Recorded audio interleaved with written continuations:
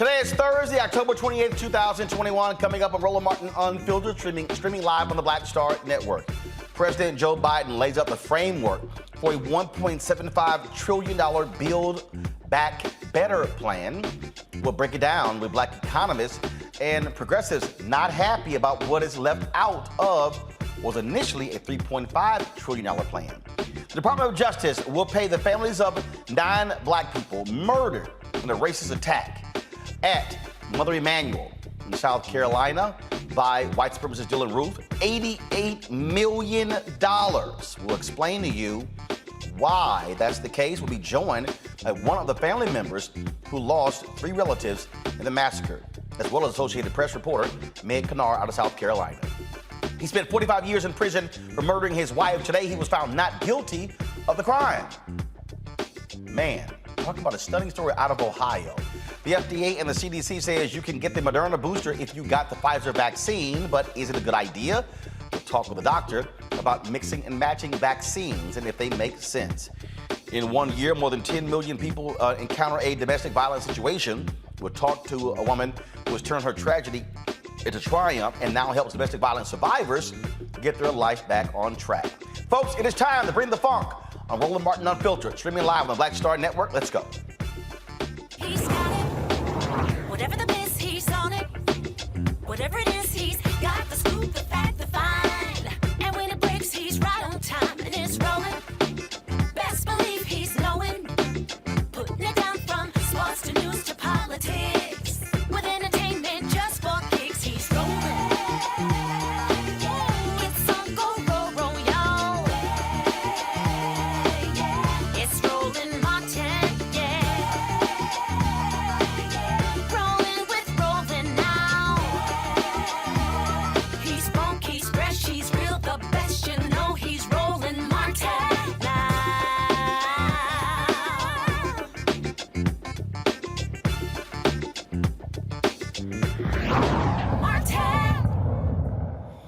After lots of consternation, drama, negotiation back and forth, today President Biden revealed the new framework for his Build Back Better plan. Initially, he wanted to be in excess of $3.5 trillion. It's now pared back to $1.75 trillion. This is what he had to say today from the White House.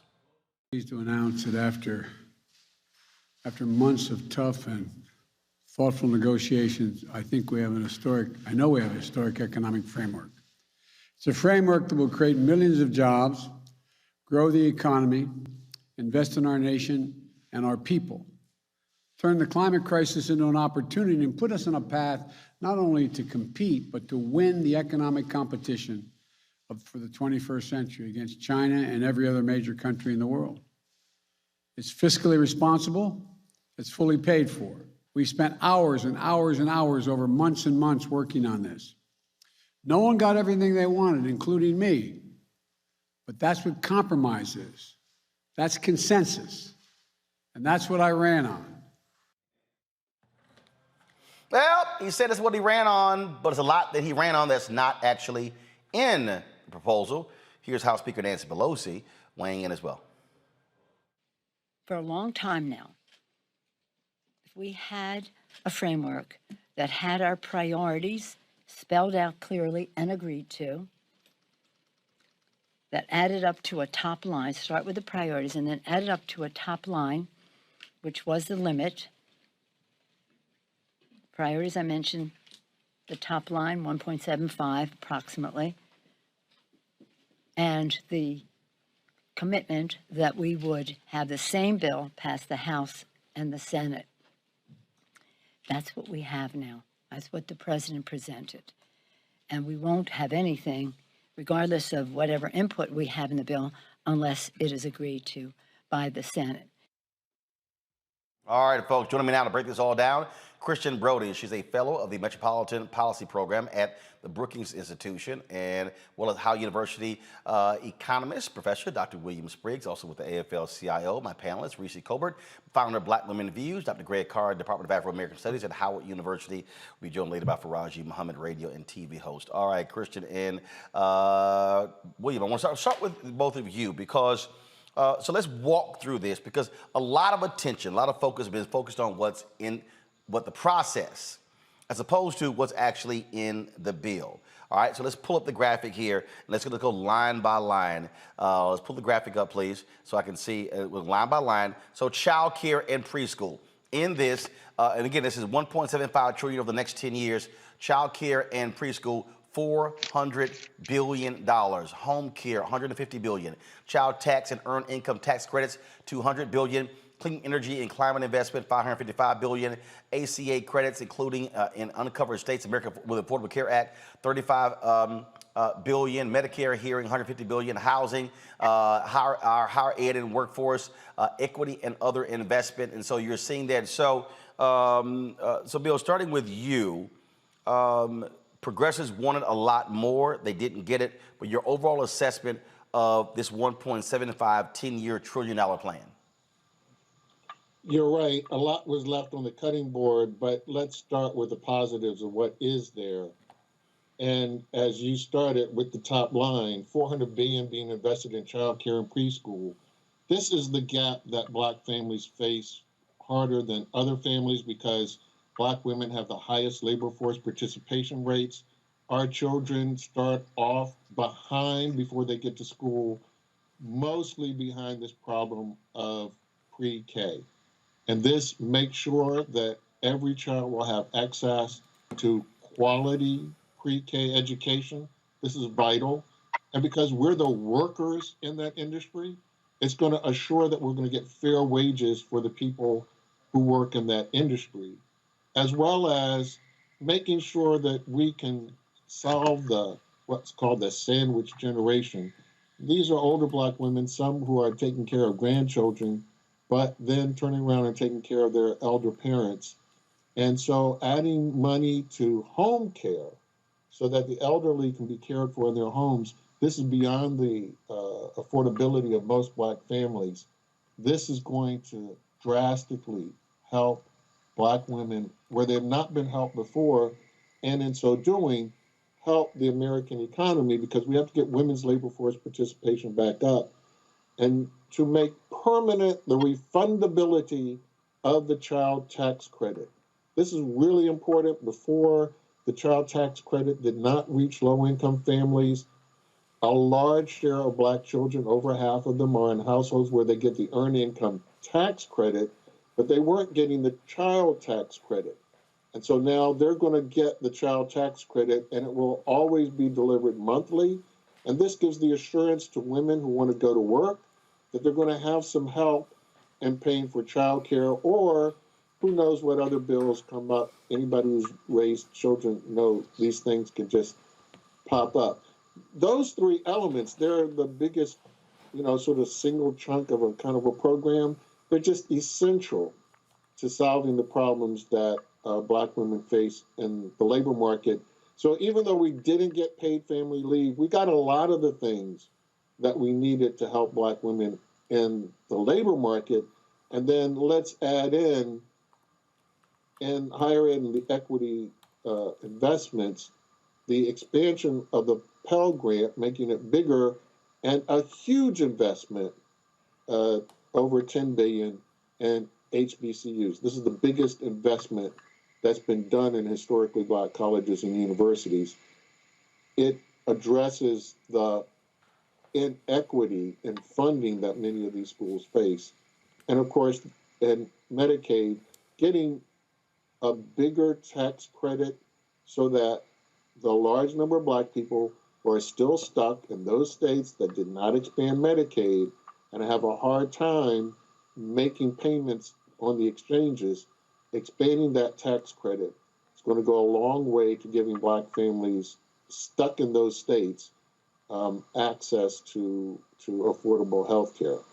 So didn't get everything, but there's an awful lot there that's very important, and making that child tax credit permanent, the refundability of it permanent, to me personally, that's better than a baby bond. Don't tell me you're going to give me $1,000 when I'm 18. The problem is I can't get to 18 because my parents run out of money at the end of this month. It's important that we give every American child an equal footing and give their family an equal opportunity. And this gives that same amount to every American child, that opportunity for their parents to have unmet needs. And everybody who has a child knows every month there's some other surprise that pops up that you're going to need that money for. Christian, I saw, it's interesting that, again, process. There was a poll that said that 10% of the people didn't even know what, only 10% of the people knew what the hell was even in this bill, because political reporters don't actually focus on that. Going through this, for you, what stands out, what jumps out? Is this a good bill? I'm hearing some progressives saying, absolutely not, hold the line, vote against this bill. Your assessment? I think that for as long as we've been talking about this, getting the 1.75 is good. Of course, it would have been great to have had the 3.5, but for parents and for children, they need something right now. They need something last month. So I think that getting the child tax credit is awesome. If in 2023 it's not extended, then it'll revert back to 2,000 from the current 3,000 to 3,600 that we have. And so just thinking about that, that's a difference of $1,000 a month, right? It's going to make a really big difference to the parents who need it the most. It's also going to affect people who work in the child care industry, right? It means that more parents will be able to afford to send their kids to child care. Those child care centers can then afford to pay the workers who, again, are, as Dr. Spriggs said, a lot of them are low-income Black and Latino women. So it means that Black and Latino women can go to work. They can also work in that field and know that they're going to have an income because kids are going to be there. I am disappointed, though, in the paid family leave, though. Of course, everybody knows we're one of the only industrialized countries, or countries, period, that does not have that leave. And originally, the Democrats wanted 12 weeks. It came down to 3 to 4. It's disappointing to not have any paid leave. I was hoping that that was something that could be agreed upon, and hopefully it will in the future. On that particular point there, this time sequence was put together. Kirsten Gillibrand, the senator from New York, waited on the floor to press Senator Joe Manchin on this very issue. Go to my computer, please. So if you see, I want to show you. You see her right there in the white. If you go to the top of the screen, you see her there in the white, sitting right next to the desk. Just watch this. This was about a 10-minute. She literally waited on the floor for Manchin to come in because she wanted to challenge him and demand a paid family leave. And so this is, you see her, she's sitting there, she's waiting for him to come on.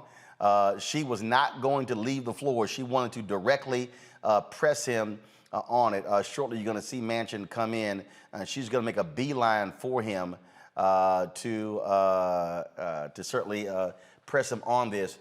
She and others were not happy at all that family leave was removed. It initially was struck from 12 weeks to 4 weeks, and all of a sudden it was 0. And like I said, she and others, so you see she's there talking with Senators Patty Murray and Senator Elizabeth Warren as they're basically laying in wait for Senator Joe Manchin. And then you're going to see Manchin walk in, and she's going to make it go right up to him to press him on this. So she's waiting. Then all of a sudden, boom, okay, boom.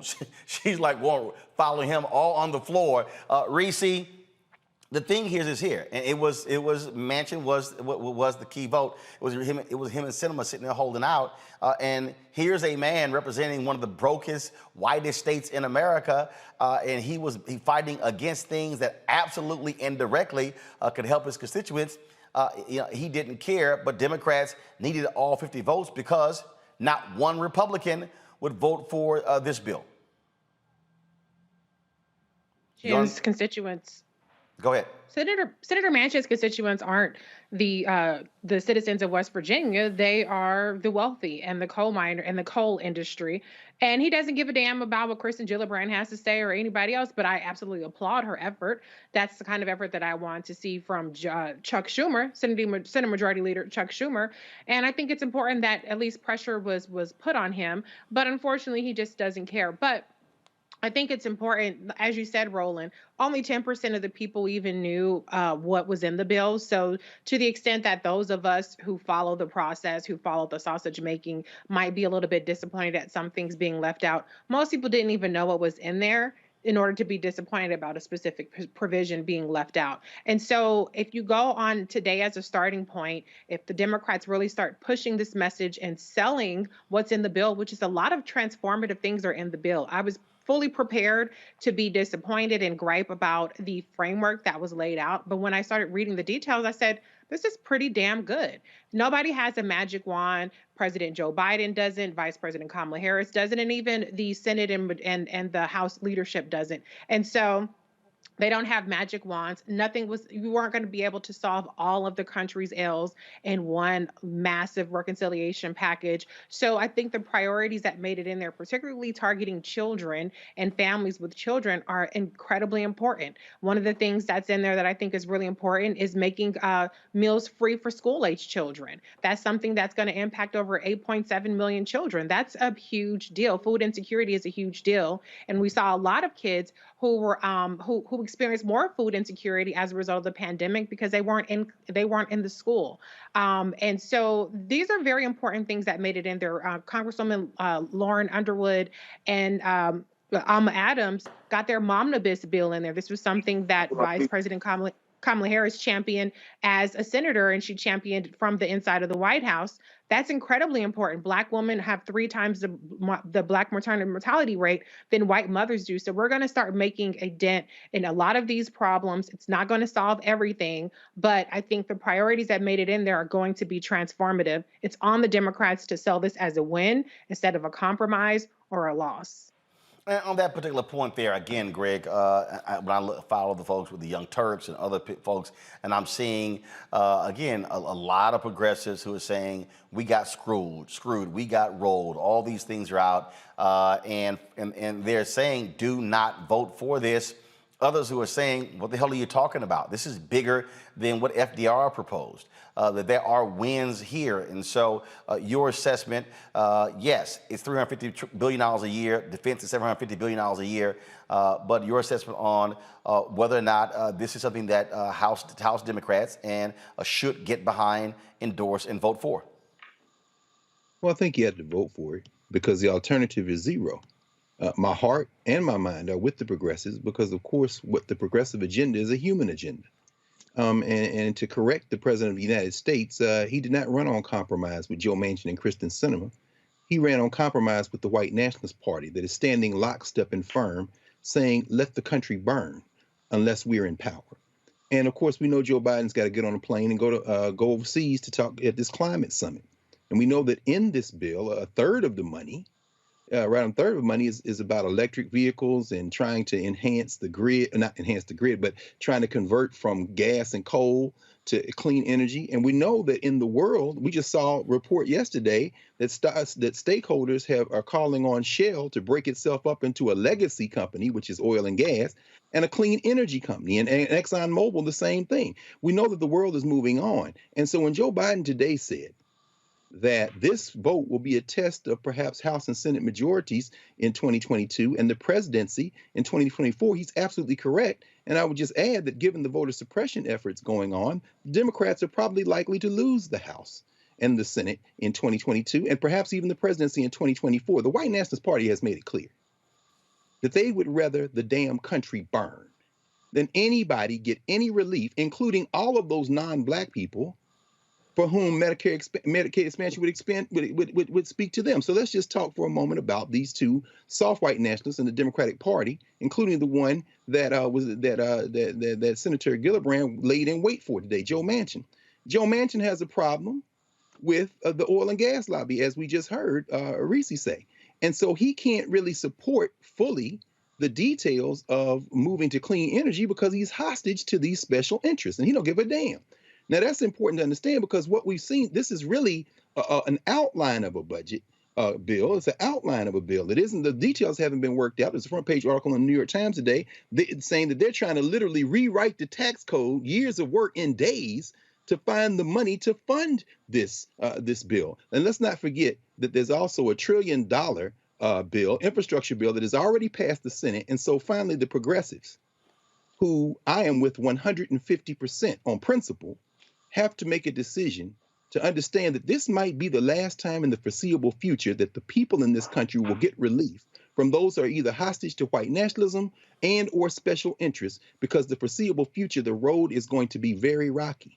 So Kristen Sinema, we know you're not going to go for full Medicare expansion to deal with prescription drug prices, but you better get on board, and somebody better lay in wait for these two senators, because if we don't get this, we might not get much of anything for the foreseeable future. And I'm talking about the next 10 years. See, Christian and Bill, that's the thing right there. And the reality is, when we talk about Washington, D.C., when we talk about getting things done, and when people talk about, no, we want everything that we want, the problem that you have is you don't have the votes. So the question is, do you go for this? Do you wait? I'll remind people, that's exactly what happened with the criminal justice reform bill. Democrats had the votes, but then they said, you know what? If we wait, we can get a better bill when Hillary wins. She didn't win. She didn't win. And so then they had to deal with Trump. And so that was the First Step Act, but it was not the bill that Democrats had sitting on the table before Obama left the White House. And so that was a dilemma. And to Greg's point, it's the midterm elections next year. You don't do this, you may not have anything coming up next year, and then what do you really what's left? And so that's why Biden is talking about as a compromise. And so I'd love to get both of your perspective on that. Yeah, so I think the first thing, Roland, I'm just looking at the universal pre-K, right? That's 6 million 3 to 4 year olds that are going to get to go to school. 6 million, right? So, I mean, even if it's that alone, like, we want to give up on 6 million kids. And then, as Dr. Spriggs said, I mean, he's at Howard. I worked at Howard. I've worked at a number of HBCUs. The Pell Grant, that investment, increasing that, helps not just HBCU students, not just Black students, but low-income students overall, helps them be able to go to school. Of course, it would have been great to have had free community college, but it's like we don't want to cut off our noses to spite our faces. As you said, we may not get anything ever again, or at least not in our lifetimes, right? So it's like, help the kids, help the college students, help us to save this planet, right? When you look at clean energy, that's not a Democratic or a Republican industry thing. So, like, let's help everybody and not wait another $1 trillion, another $2 trillion. We're not going to get it, and we may not get anything. Or Bill, do you get the 1.75 trillion right now, then try to come back and get another trillion later? Well, part of the problem is the American people have never had a government on their side, and who knows, we can't remember. So I think it's worth it to ensure that you're taking home to the American people something tangible they can see, that the government can act on their behalf. And, we talked about this earlier. Many people don't know what's in this. Many people didn't know what was in the American Rescue Plan. And so despite people having extra money in their unemployment check, despite getting the second stimulus check, despite being able to have forbearance on their mortgage payment, despite not having to pay their student loans for the last year. Many people didn't know that was Joe Biden. That was Joe Biden who got them that. So I think you got to deliver something so you can remind people what you gave them. You know, Republicans are even running on what Joe Biden gave the American people. You know, they went back home and found out people actually like all of those benefits. And even though they voted against it, they want to pretend they voted for it. This is another one of those instances where when they go back home and their constituents are happy with being able to have access to child care, they're going to claim victory. So take the victory. I absolutely positively want it more. And I know there are people inside the White House who are practically in tears they didn't get family leave, because we all were quite convinced we were going to get paid family leave. And that is so essential to the health of Black mothers. Black mothers work more than anybody else all the way up to delivery. That's part of the reason that, you know, we have these disparities in maternal health. But laying down a foundation that we're going to get a 15% corporate minimum tax globally. So we don't have these corporations running around pretending that they're Irish, paying no tax to the United States and collecting billions in the United States, like we know Google and Amazon and many of them do. We will get 15% effective. That's not, you know, in current law, the U.S. has this tax rate, but we know these corporations don't pay it. This is a 15% minimum effective tax rate on large corporations. That the White House has negotiated through the Organization for Economic Cooperation and Development, the OECD, got them to agree to it. Now this is in the legislation. No more hiding. And that's so important to restore fairness to the tax system, because labor share of income has been falling in the nation, profit share has been going up, and we tax labor, but we don't tax those profits.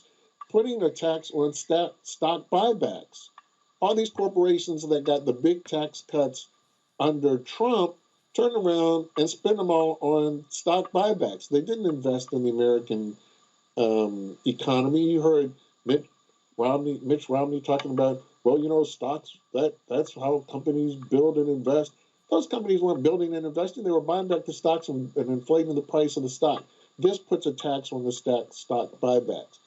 This goes after those at the very top who have benefited the very most from all of these kind of policies, and made a total lie, out of this notion that we can't afford to make investments in American children. What we couldn't afford, as we now know, was taxing corporations fairly, taxing the rich fairly. This political decision that now we're going to have a fairer tax system, that we're no longer going to have to hide behind, well, you can't afford American children to get pre-K, when every other nation that's an advanced national economy like ours, advanced industrial power like ours, they have pre-K. That's why their labor force participation for women exceeds that of the United States, when it used to lag behind for the United States. We can afford this as the richest nation if we get the political will to make people pay fair taxes. And that's an important message out of this as well. Let's have the people who have benefited from all the policies pay their fair share. That's an important message. So I don't know. I would really, really, really want the things that were taken out. But if I get taxing at a fair rate with corporations, putting in principle that, yes, people at the very high end can get to pay taxes the way they used to in the 1980s, under Ronald Reagan, that we can return to that level of taxation. And then, as Dr. Brody was talking about, you know, making sure that we take care of American children. These are important principles to lay down a gauntlet so that these are harder to erase. Faraz, I want to bring you in here. I'm seeing this story here that apparently Progressives have been pushing back on this bill. There's not going to be a vote on this infrastructure bill tonight. Your assessment of this $1.75 trillion compromise?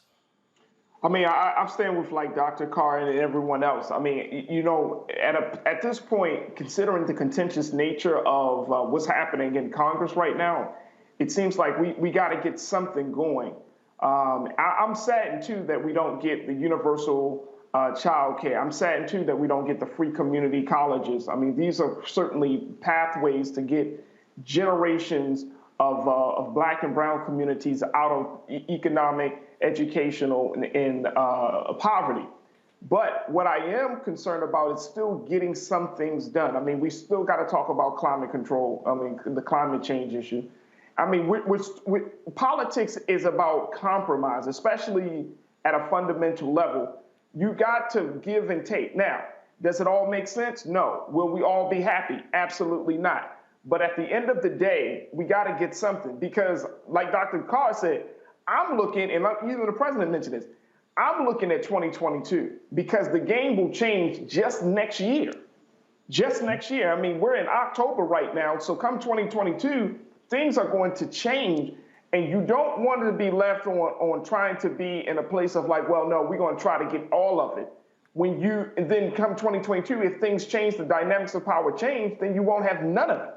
And at this point, we just got to look at, okay, what can we get? Now, can we come back to the table? I think we can, Brother Roland. I think we can come back to the table. If Democrats show up, if folks vote their good conscience in 2022, getting state lawmakers and all of those folks into the right places, we can possibly come back and have another conversation about another bill. I mean, we did it with the stimulus. We had trillions of dollars coming out to the American people in a very short period of time. We can do that. We can do that. But I think that this is safe politics right now.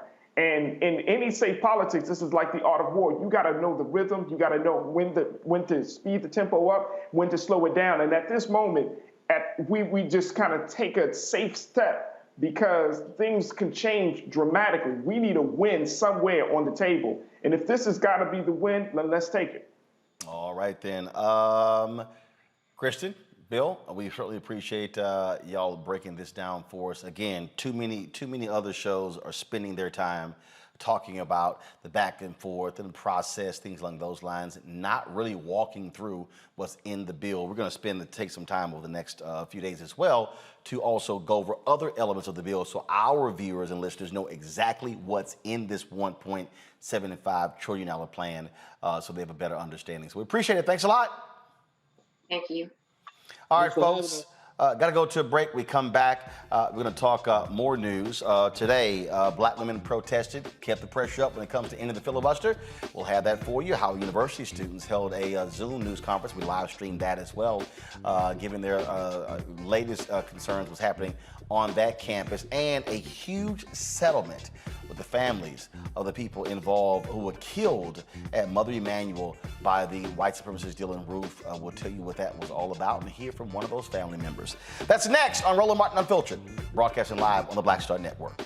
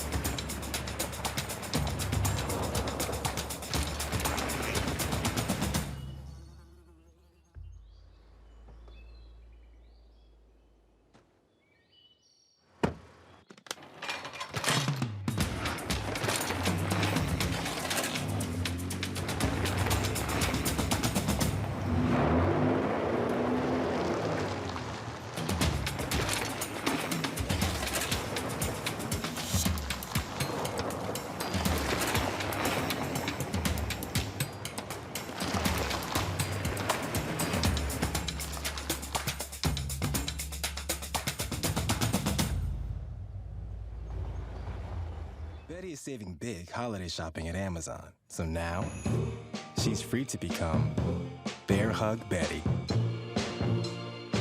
Settle in, kids. You'll be there a while. Ooh, where you going?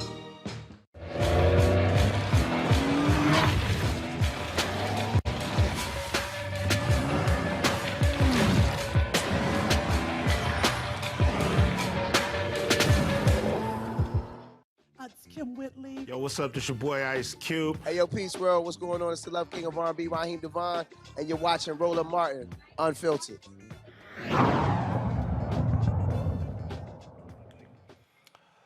Many of us, of course, were shocked and stunned, still are, when 9 African Americans were gunned down in Mother Emanuel by white supremacist Dylann Roof. Folks, it was shocking and stunning, but he should never have been able to access a gun.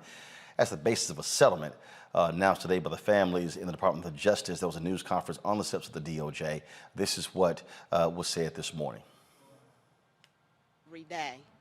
And my girls know, the anxiety's there, the crying is still there. So you take one day at a time, and I know that I have to be strong for my girls. I have to be the representative for my girls. So yes, there is a settlement.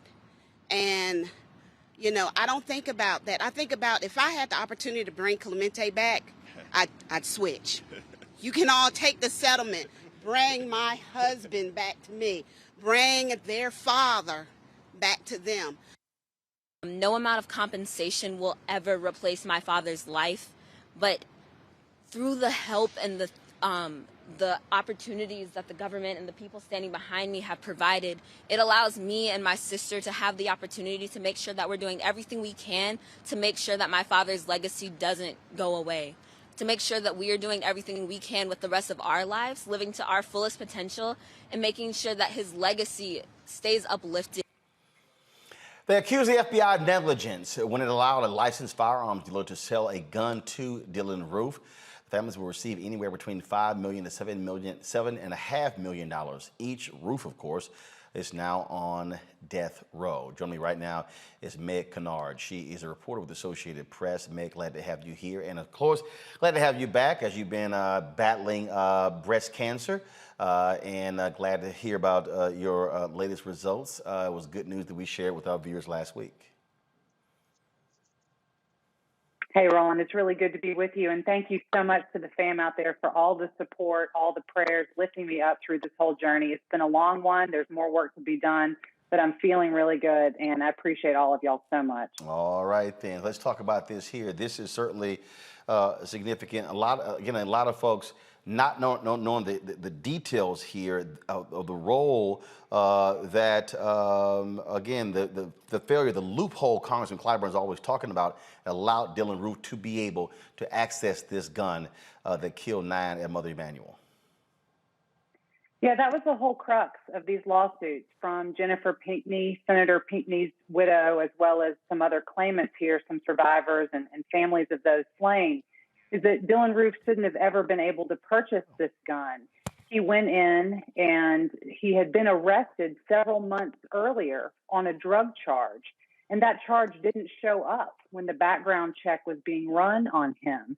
There was an error in the system. The wrong law enforcement agency's data was pulled.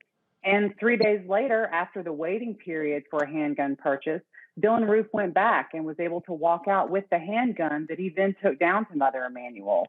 That is something that even at the time, officials at the FBI, including then Director Jim Comey, talked about, that shouldn't have happened. And there were some mistakes made here. So that's what was going on in all of these lawsuits from Jennifer Pinckney and others. And in a statement today, the Attorney General, Merrick Garland, noted that he's pleased with DOJ being able to work with these families to try to bring them what amount of closure they can get at this point, and has consistently said that there is work to be done on that particular issue still. It's one of those things that when we talk about these loopholes, when we talk about how the NRA and others do all they can to ensure folks have easy access to guns, that's one of the fundamental problems that we're talking about here in dealing with, and really how what's the end result. You got 9 folks who are dead. That's right. Unfortunately, this is just one of the most glaring examples of what Congressman Clyburn and plenty of other lawmakers at all different levels of government have talked about, that these sorts of things shouldn't be allowed. I was up in D.C. Earlier today and meeting with some of the attorneys for the families and also one of Senator Pinckney's daughters, Eliana, the one whose clip you just showed there. And with them, one of the things that we were talking about is the fact that there still does remain a lot of work to be done on these issues. It keeps coming up legislatively. And sometimes, unfortunately, as we saw with the Confederate flag situation here in South Carolina, right after the slayings, it does take one of those big moments for there to be action taken, for there to be changes that are actually made.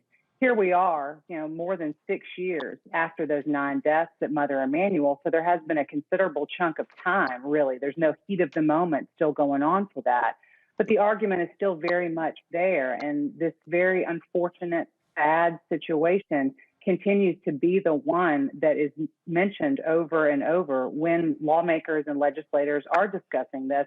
And I can guarantee you that the attorneys involved in this case, one of whom is a state lawmaker, State Senator Gerald Malloy, he's going to continue to remind folks, especially in the Senate chamber here in South Carolina, of their colleague, Senator Pinckney, who was killed, his best friend, his roommate. He's always been their family lawyer. And so he'll continue to bring up the 9 as evidence that something still needs to change on that front. Meg Kinnard, Associated Press. We certainly appreciate it. Thanks a lot. Thank you, Roland. Good to see you. Likewise. All right, folks, let's now turn to Reverend Sharon Risher. Her mother and 2 cousins died in that massacre at Mother Emanuel. She joins us now as well. Reverend, glad to have you here. Sorry under these circumstances.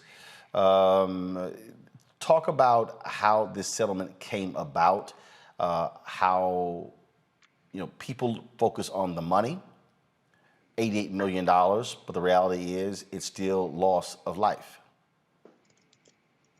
Well, Roland, soon after that horrific night in Charleston at that church, a couple of months later, in really understanding what had happened and putting evidence and things together, we realized that there was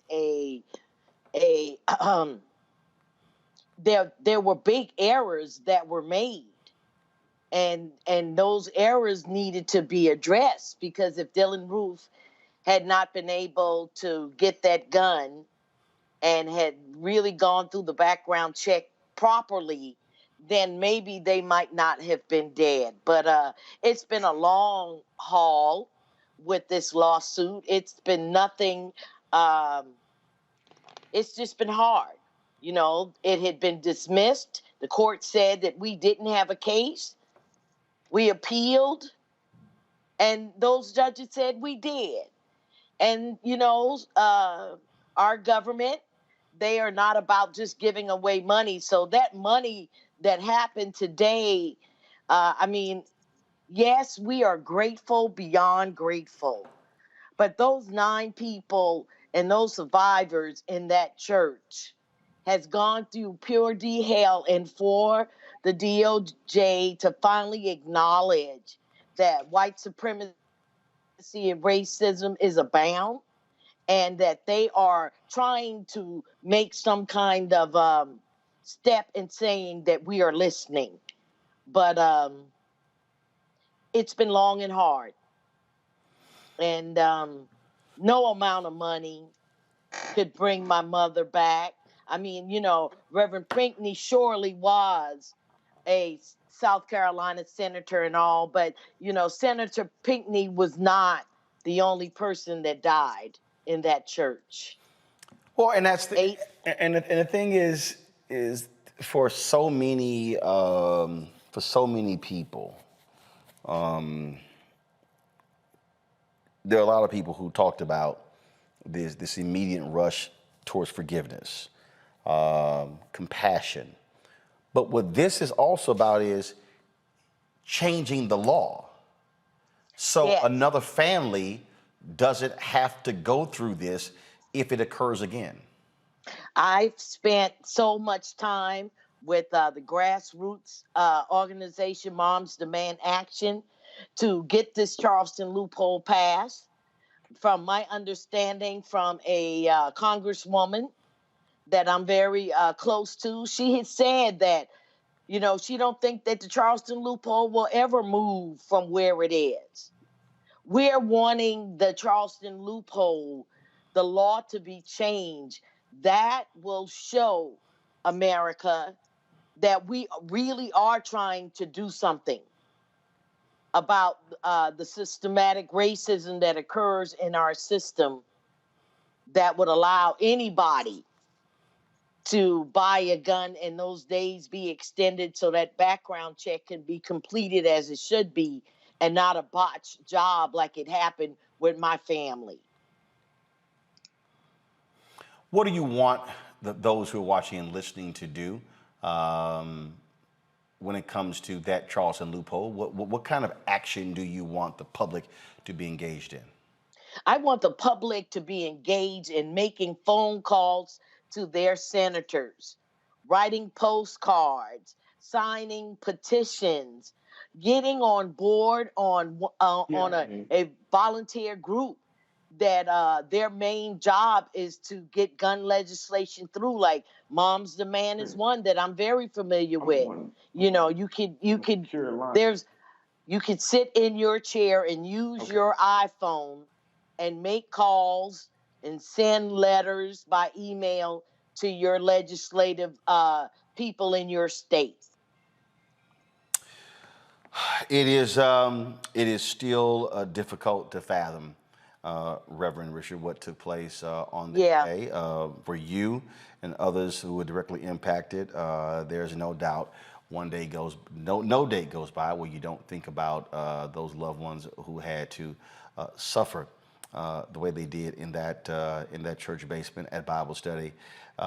We appreciate you coming on the show, Thank you. And we're going to certainly keep pushing the issue as well, because we want to make sure that we don't have to talk to another family member who loses someone as a result of this loophole. Thank you so much, Roland, for having me again. I appreciate you, and for all of the listeners out there, just know with gun violence, it could be you. It could be you. We can't stand by and let the lax gun laws continue to happen. Thank you so much, Roland. Thank you so very much. One of my panel, Greg, Reese, and Faraji. This is it's a big settlement, but the law still has to be dealt with. And Republicans, for all of the talk, for all of the thoughts and prayers, for all of those things, they still did not want to end this loophole. Some Democrats too. Yeah. When they're not going to. They're white nationalists. I mean, you know, I don't want to reduce it to that because there are other things in play, but let's be very clear. It's about white nationalism. We're in the middle of a World Series where tomorrow night the world will see thousands of white people with styrofoam tomahawks engaging in an openly racist act, chanting as if they are Native Americans just outside of Atlanta in Cobb County. In neighboring South Carolina, these white boys don't care. And here we have a little bit more complicated situation because there was a law in the books and they dropped the ball and called a clerical error. So, I mean, it was very moving to hear, Jennifer Benjamin Pinckney, the wife of Clementa Pinckney and the mother, of course, of Ilana and Milana, say, I'd give all this money back if my husband was there. And see, what you have in this country is black people have engaged in what Derek Bell called the involuntary sacrifice since we were brought into this criminal enterprise. And our deaths are then the things that people dip their pens into the blood and try to rewrite the nature of this country. Now, I'm not saying that's something that shouldn't be tried. I mean, Reverend Richard is absolutely right. We can't give up, but we have to be very clear-eyed about where we are. These people are full set against our common humanity, and they cannot be negotiated with. They cannot be reasoned with. Frankly, I mean, and y'all remember this, when the Charleston Nine were killed, were massacred, that all-night session in the South Carolina legislature, and I stayed up all night watching, and I know, Roland, you know, you talked about this at the time. To watch those legislators in there trying to excuse away and reason away and prevaricate away, taking that flag down, But in that moment, it was righteous indignation. And some of them could be shamed because those black folk, particularly the sister who I think she's the leader of South Carolina Democratic Party, at least the elected officials, she rained natural fire down on those folks. And you know what it ended up with? Take it off the pole and put it in a museum, but we will never retire it because it lives in our hearts. That's why the figure was $88 million today. Those 8 symbolize the 8th letter in the alphabet, H.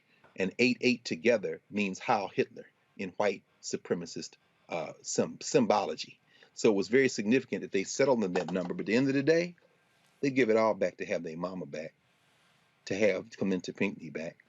And I would say one other thing. I went down to the museum. There's a new exhibit at the National Museum of African American History and Culture called Make Good the Promises on Reconstruction. And there's a Bible in the last part of that exhibit. That Bible belonged to Mother Shepherd, Polly Shepherd, who was a survivor, who was getting $5 million with the other survivors. And just standing there looking at that Bible, I thought to myself, as somebody who was raised Christian, not only do I not forgive, not only do I not forget, I have the same righteous indignation that Henry McNeil Turner, a bishop of the AME Church, had when he said, in the 19th century, there is no future in this country. Reese. Yeah, it's always impossible to improve upon anything that Dr. Carr says. I mean, I don't think that you can put a price tag on what was lost, a measure of what was lost on that day, what was taken, actually, to be more accurate. And I think it's obvious to everybody that these survivors, the families of the survivors those who were taken, would much rather have their family. But unfortunately, the only thing that people, especially particularly, politicians seem to take notice of is money. If there's no penalty, if there's no financial incentive or disincentive involved, then nothing happens, nothing comes of it. So I hope to the extent that this settlement makes these politicians and elected officials take notice, to the extent that it makes the FBI do its job the next time, and people actually enforce the laws that were on the book.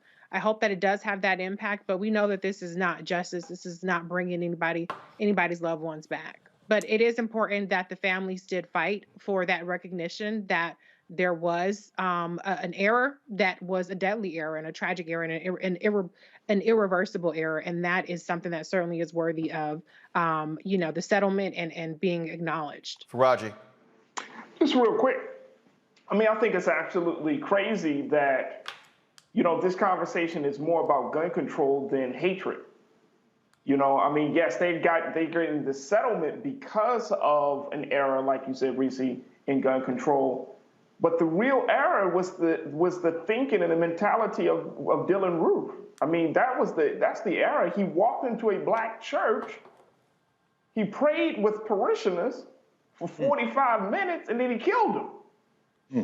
That's not, gun control has nothing to do with that. That is all-American white hatred. And, to see that they're getting a few $1 million for for a situation related to, background checks versus it leaves the conversation about race in this country unanswered, Dr. Carr. That's the part I'm getting to.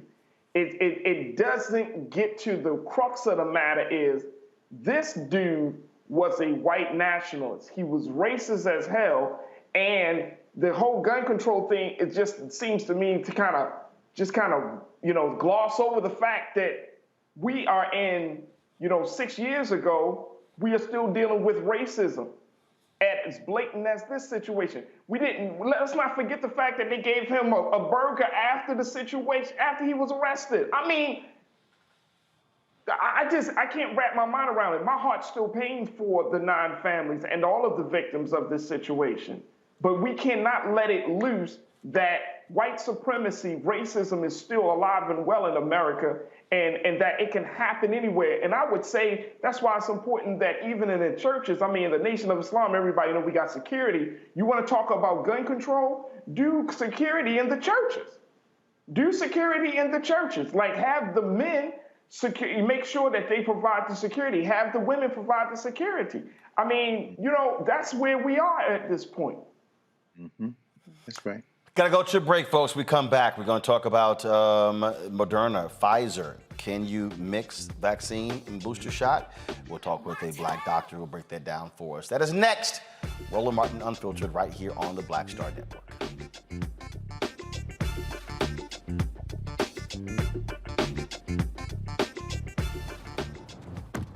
Oh, that spin class was brutal. Well, you can try using the Buick's massaging seat. Oh, yeah, that's nice. Can I use Apple CarPlay to put some music on? Sure. It's wireless. Pick something we all like. Okay, hold on. What's your Buick's Wi-Fi password? Buick Envision 2021. Oh, you should pick something stronger. That's really predictable. That's a really tight spot. Don't worry. I used to hate parallel parking. Me too. Hey. Really outdid yourself. Yes, we did. The all-new Buick Envision, an SUV built around you. All of you. Once upon a time, there lived a princess with really long hair who was waiting for a prince to come save her. But really, who has time for that? Let's go. Feeling myself. I'm feeling She ordered herself a ladder with Prime one-day delivery, and she was out of there. I want some hood girls looking back at it and a good girl in my tax bracket. Now, her hairdressing empire is killing it. And the prince? Well, who cares? Prime changes everything. Hey, I'm Arnaz J. Black TV does matter, dang it. Hey, what's up, y'all? It's your boy Jacob Lattimore, and you're now watching Roland Martin right now. Stay woke.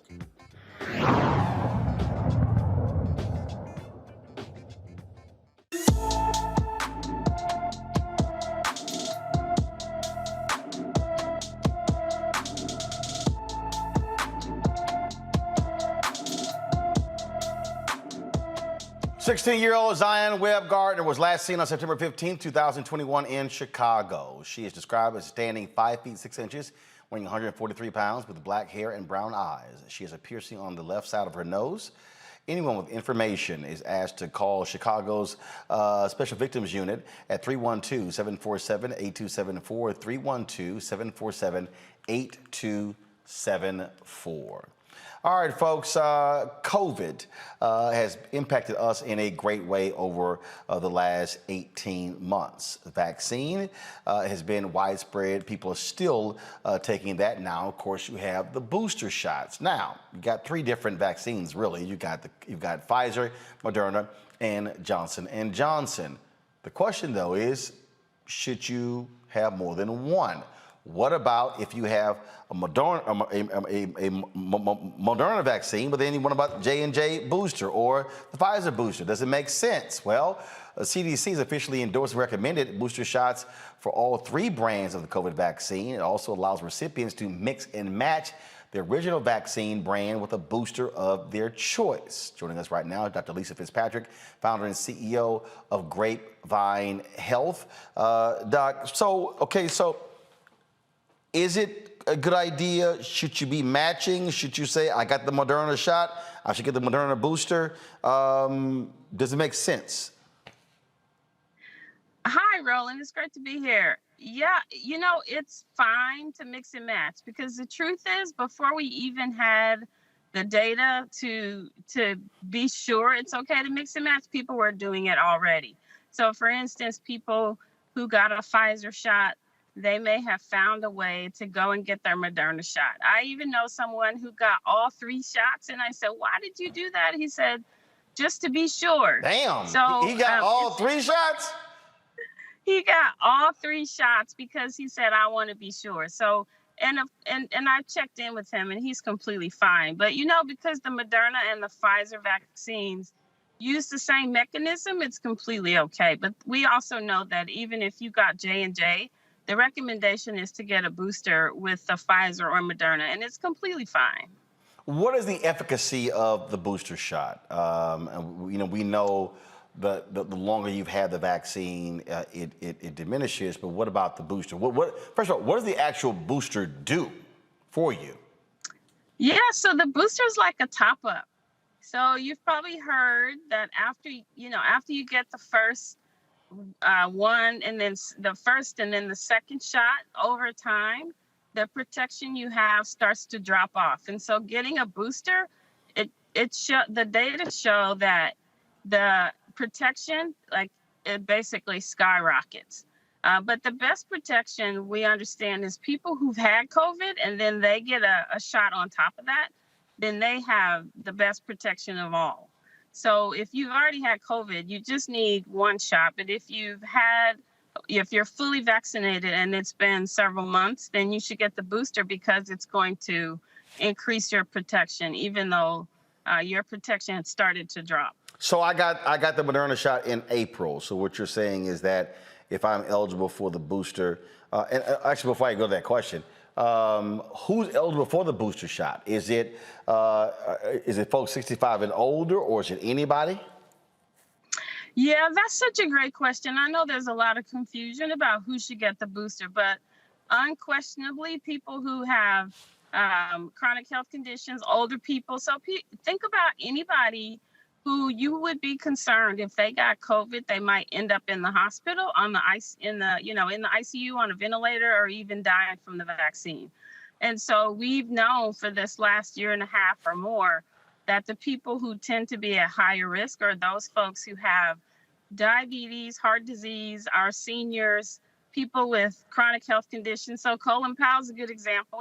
People are saying, why should I get vaccinated? Colin Powell got vaccinated, but he had a condition, a blood cancer, that meant his body could not respond to the vaccine like, someone who didn't have cancer, right? So it's really the same groups of people that we have been concerned about all along. What do you say to those folks who still won't take the vaccine, who say, sorry, not going to do it for any number of reasons? What do you say to them? Yeah, this is what I do just about every day. We were just in Mobile, Alabama, and Baton Rouge, Louisiana last week talking to people on the street about this. And we just have to accept that there are some people who will never get vaccinated. But what we have to do is find those people who are on the fence and they need their questions answered, because a lot of these questions are legitimate. And this is very confusing stuff. So if we answer their questions and support them to get vaccinated, they will. But, for those people who they're dug in, they don't want to get vaccinated, then the best we can do is ask them to do their part, which is wear a mask, social distance, make sure you get tested if you have symptoms. Because remember, Roland, we can prevent the spread of coronavirus. And we forget that because we're talking about vaccines and boosters. But we have to find people who have COVID-19 and practice prevention so they don't continue to spread it to other people. And that's still just as relevant as it was in 2020. Questions from my panelists. Reese, you first. Hi, Dr. Fitzpatrick. I asked this on Twitter, but I would like for you to answer it so that the audience can hear. What is your position, or do you have any data about pregnant women getting the booster shot? I know that it's been shown that the vaccine is safe for pregnant women, but that's 2 doses, or even the Johnson & Johnson 1 dose. What is your position on a pregnant woman if they're outside of that 6-month window, or if they were vaccinated with Johnson & Johnson getting a booster shot? Yeah, so I think, first of all, I want pregnant women to know they can get vaccinated, because we are still behind the 8 ball with pregnant women. In a lot of places, they have the lowest rates of COVID-19 vaccines, and we've seen pregnant women die from COVID-19. So that's the first thing. We want them to get vaccinated to begin with. But if there's someone who are in these categories of people we're concerned about, then they should get a booster, but they need to have that conversation with their doctor. But if it's a pregnant woman or a pregnant person who's already delivered and they're fine, they don't have underlying health conditions, and they're healthy, then they may not be the person who's in line for a booster. It's pregnancy that puts you in the category that makes us concerned that your immune system needs a bit of help, or we call that being immunocompromised. So pregnancy is an immunocompromising condition. Great. Thank you, Roland, and thank you, Dr. Fitzpatrick. As a teacher with high blood pressure who teaches on a college campus, we're teaching virtually this semester, but we just had Howard's homecoming, even as the young people are involved in Blackburn Takeover. But I saw, packed gym of everybody swag surfing and people going to events.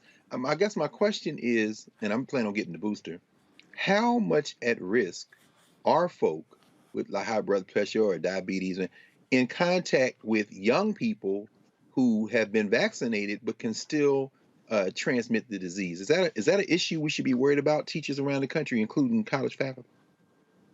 So there are a couple issues here. First, getting vaccinated protects the person who got vaccinated from being severely ill if they get COVID, and definitely from being hospitalized or dying from COVID-19. The vaccine will also reduce the likelihood that you could transmit it to someone else, simply because if you come in contact with the vaccine or with the virus as a vaccinated person, once your body recognizes you've come in contact with COVID, it goes to work shutting down the factory so the virus is not copying itself, which means if you don't have a lot of virus around, you're less likely to give it to someone else. So I think students who are vaccinated, even if they come in contact with a teacher or anyone else, I'm not concerned that they're going to have a severe case of COVID, but I still think it's really important for folks to get vaccinated if they're going to be in the classroom, whether they're teaching or learning, because it's our best protection. But the second issue about transmission, as I was saying, we have to pay attention to whether or not we have symptoms of COVID. So remember in the beginning, we were obsessing about fever, cough, and chills or shortness of breath.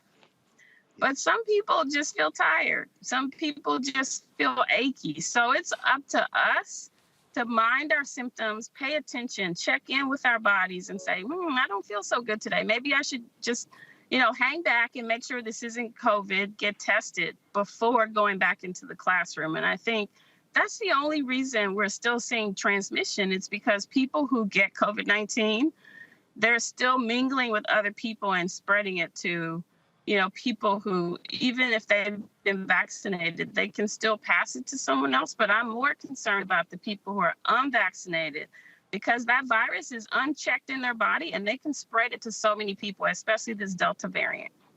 Roger? Thank you, Doc.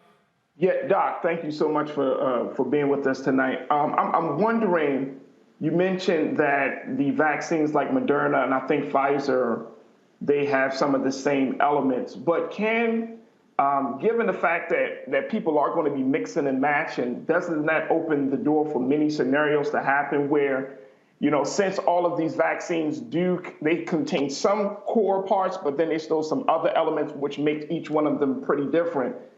With the mixing and matching, doesn't that open the door for different outcomes that could affect a person's body differently based upon that situation? No, I'm not concerned about that. So all of these vaccines are actually pretty good at teaching your body how to respond and protect you from getting COVID-19. So we've heard a lot about these breakthrough infections for all the vaccines. But the truth is, people who have breakthrough infections, it's rare for them to die or be hospitalized. So what we want from all these vaccines is just that, core protection, which is what they do. They have a job to do. Once that vaccine's in your body, it teaches your body how to recognize COVID-19 or the coronavirus, and then it gets to work. And so that's all we really need from any of these vaccines. So whether we're mixing or matching or sticking with, the same vaccines, it's the outcome or the result we want, which is what we know from the science. These vaccines do a really good job at keeping coronavirus at bay if you come in contact with it. All right, then. Well, Doc, we certainly appreciate it. Thank you so very much for providing your expertise on that. Thanks a lot. And sorry to catch you in my car today, Roland, but it's all good. It's my fault. Yeah, it all works the same. That's what's called being mobile. We get it. Yeah. All right. Thanks a lot. I appreciate it. Thanks a lot. All right, folks, going to a break. We'll be back. More Roland Martin Unfiltered. We'll talk about a black man in Ohio, 45 years in prison for killing his wife. Jury said he didn't do it. Y'all, he's 83 now. That's next at Roland Martin Unfiltered on the Black Star Network.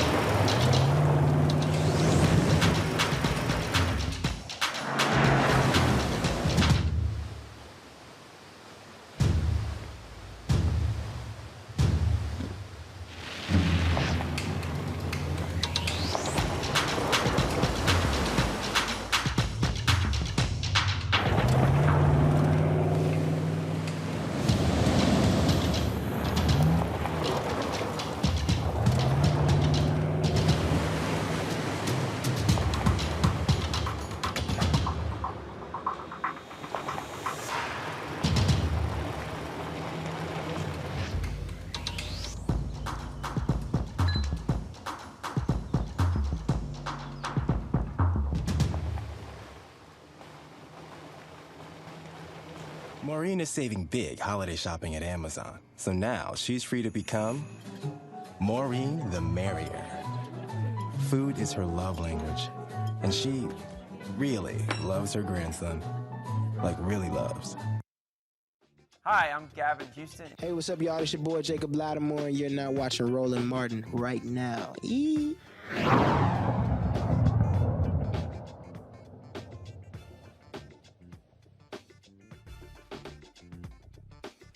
Folks, a stunning story out of Ohio. After serving 45 years in prison for a crime he did not commit, an 83-year-old black man is acquitted in his second murder trial.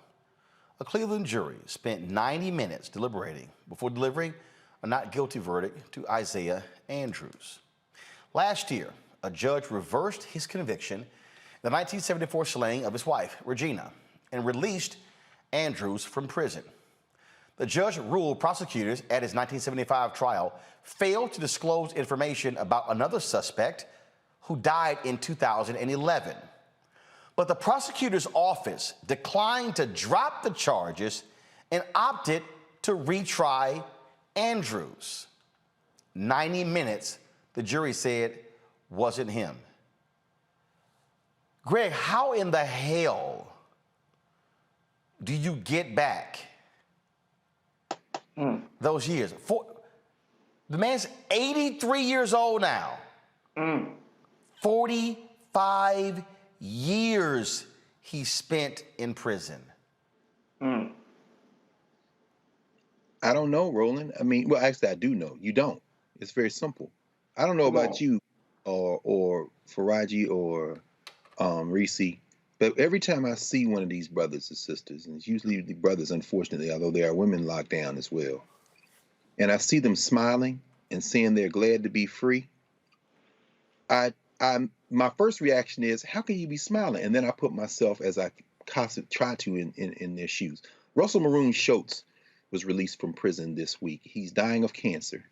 And one of the ways, a life sentence is a death penalty. That's how they use the death penalty in this country often. Russell Schultz was a Black Panther who's been in jail for almost 50 years. And he was just released this week. And one of the things that goes through my mind when I see something like this is this country treats incarceration as the afterlife of slavery. They take people's freedom. And in this case, I want to raise the name of someone who I want everyone to know. That's Michael O'Malley. This is the white boy who was the Cuyahoga attorney who wanted first a plea bargain so he could still say, you know, we prosecuted somebody and convicted him, and then took this man back to trial. And so the jury let him go, but there's no justice here. As you were talking, I was thinking to myself, you know, I was 10 years old when this man went to jail. I was in the 3rd grade. And here I am now. I've been a college professor for 21 years and went to all the rest of school. And this man was in a jail cell. Russell Schultz spent 22 years in solitary confinement. This must be dismantled. It must be dismantled. These people are more interested in putting people in jail than they are in finding out the truth. And the man wouldn't take the deal because he said, I want justice for my wife. You know what? When everybody dies, and if you believe in heaven, he goes to heaven. I'm going to tell you who's not going to heaven. Martin O'Malley. You're not going. And I will say that. And I don't give a damn who is saying, oh, you can't judge another man. No, you going to hell if there's a hell. And I'm going to tell you who's going to be reunited in heaven. That brother right there, Isaiah Andrews and Regina, his wife. It is beyond sad to think about that, Faraji. Man goes in at 38 years old, gets out at 83. I mean, it's not just beyond sad, it's like a travesty. But again, you know, when we talk about cases like this, I mean, 45 years, like with all this technology, Brother Roland, you are a man about technology. With all of this innovation, it still takes a long time to get one black man some justice. And that's sad. That is sad. There's nothing to celebrate about this. Man lost, I mean, people live and die within 45 years. And I hope and pray that that this man lives enough time to enjoy some freedom. But you can never give that back to a man. I don't care how much money you pay him. I don't care. I mean, he probably missed family members that have died that he couldn't go, you know, see. I mean, you at 83 years old, who's around in your immediate family? You know, and it's sad. And the only thing that the government can only do is say, we're sorry. And that's the sad part about it. It's just, we're sorry. Oops, we made a mistake.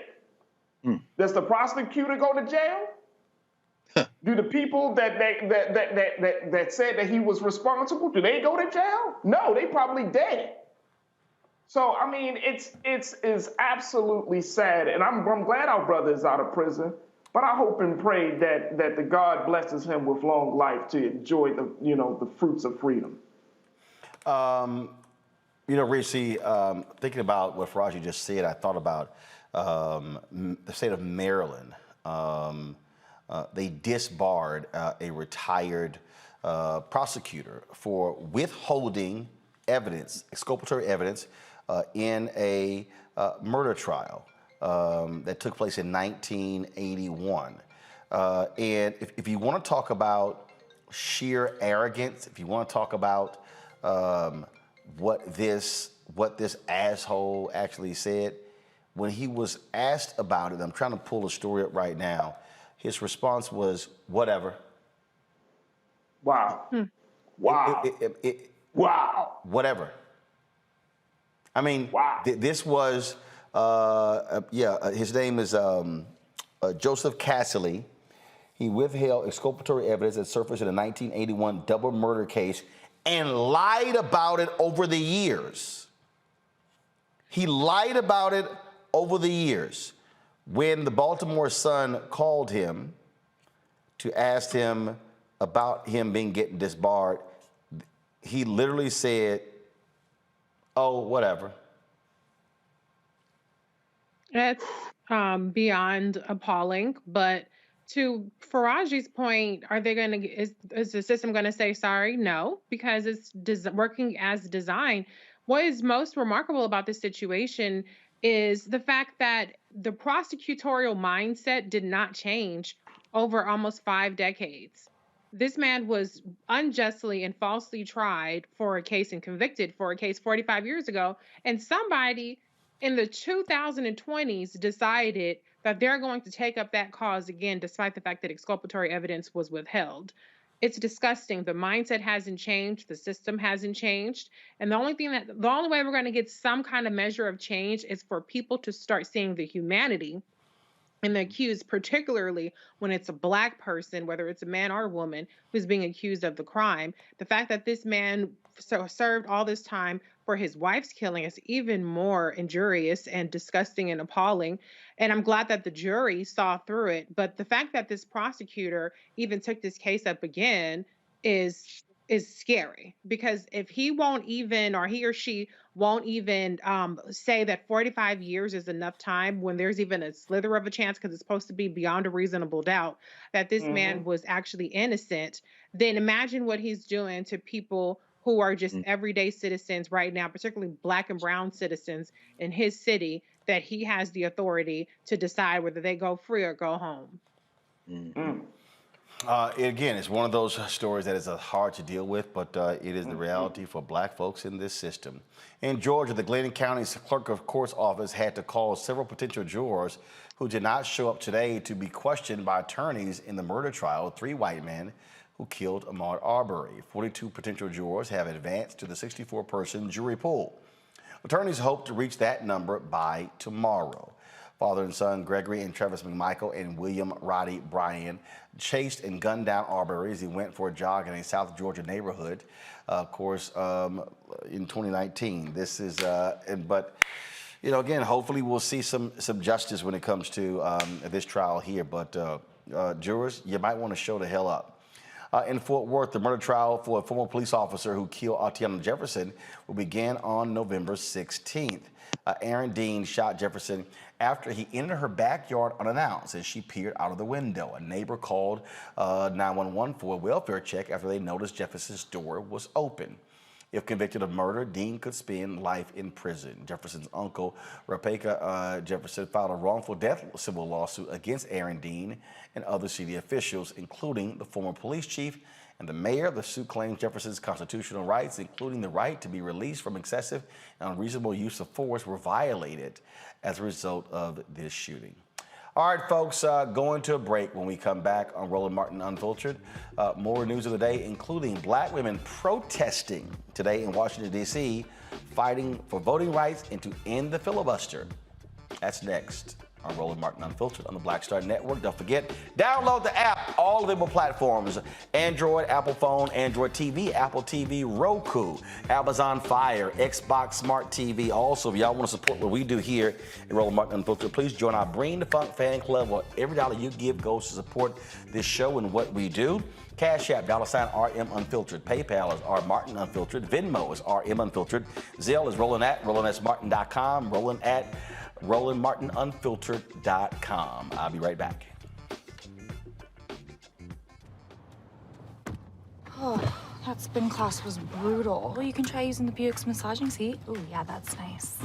Can I use Apple CarPlay to put some music on? Sure, it's wireless. It's something we all like. Okay, hold on. What's your Buick's Wi-Fi password? Buick Envision 2021. Oh, you should pick something stronger. That's really predictable. That's a really tight spot. Don't worry, I used to hate parallel parking. Me too. Hey. Really outdid yourself. Yes, we did. The all-new Buick Envision, an SUV built around you, all of you. Once upon a time, there lived a princess with really long hair who was waiting for a prince to come save her. But really, who has time for that? Let's go. Feeling myself. I'm feeling She ordered herself a ladder with Prime one-day delivery, and she was out of there. I want some hood girls looking back at it and a good girl in my tax bracket. Now, her hairdressing empire is killing it. And the prince? Well, who cares? Prime changes everything. I'm Angie Stone. Hi, I'm Teresa Griffin. Oh, Roland. Hey, Roland, I am so disappointed that you are not here, first of all. Where's our dance? It's like we get a dance in every time I see you. And so now you're not here for me to dance with, sir. You and your ascot. I need it. I need that in my life right now. Okay, I love you, Roland. What's up? I'm Lance Gross, and you're watching Roland Martin Unfiltered. Today, several voting rights groups gathered in the nation's capital to ask lawmakers to pass the Freedom to Vote Act and the Landmark-John Lewis Act. Organizers asked President Joe Biden to push voting reform laws just as he did for the Build Back Better infrastructure plan. Of course, earlier this month, Senate Republicans used the filibuster to keep the Freedom to Vote Act from moving forward. Now, of course, we were live streaming this event today, and so here's some of what took place as they marched from the offices of the National Council of Negro Women to the Supreme Court.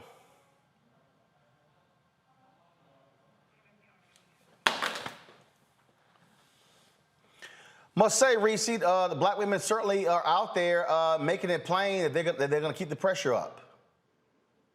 Per usual, black women saving democracy, or at least fighting for it. I'm interested to see what Dr. Carr has to say, because we know how he feels about this nation. But I always appreciate the activism and the tireless and selfless activism of black women, and black men are out there too. Shout out to them. You're showing Reverend Dr. Barber as well. But I think that hopefully we'll see with the passage at some point, hopefully it won't draw out too much longer, a shift to where the Voting Rights Act or the voting rights legislation that's in the Senate will get a fresher look, will get more of a full court press. I know that Vice President Kamala Harris has been doing a lot of advocacy on that, but I think that even more pressure from President Joe Biden, particularly the openness that he signaled in his last town hall to doing some reforms to the filibuster. I think if we do see a more of a push, we might get some measure of movement there. But I think that I think the person, to be honest, I think they should be really putting a lot more pressure on Chuck Schumer about this, and at least doing something, whether it's the talking filibuster or some sort of reforms to the filibuster to kneecap it just a little bit. And so far, he's kind of gotten a free pass, in my opinion, on this. But shout out to Black women, as usual, being out there fighting for a very just cause. Greg?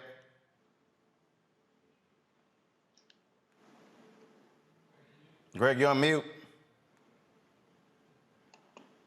Sorry about that. Yeah, I agree. I agree with you, Reese. I mean, look, we're here, so we have to fight. We have no alternative but to fight. But I agree with W.E.B. Du Bois when he wrote that we have to clearly distinguish between fact and desire.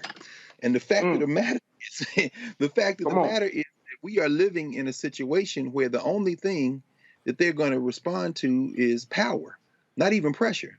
So to watch, as you showed earlier, Kristen Gillibrand sit there and wait for Joe Manchin, that isn't because she had a change in conscience. That's because the pressure is being applied.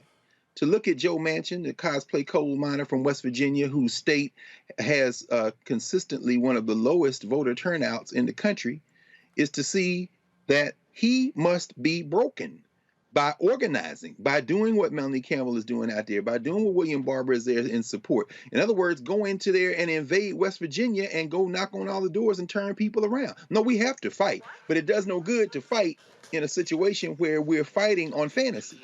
I heard LaTosha Brown a couple of weeks ago, and you had a conversation with her, Roland, when she said, I'm going to fight as hard in the midterm elections as Joe Biden fights to get this legislation passed right now.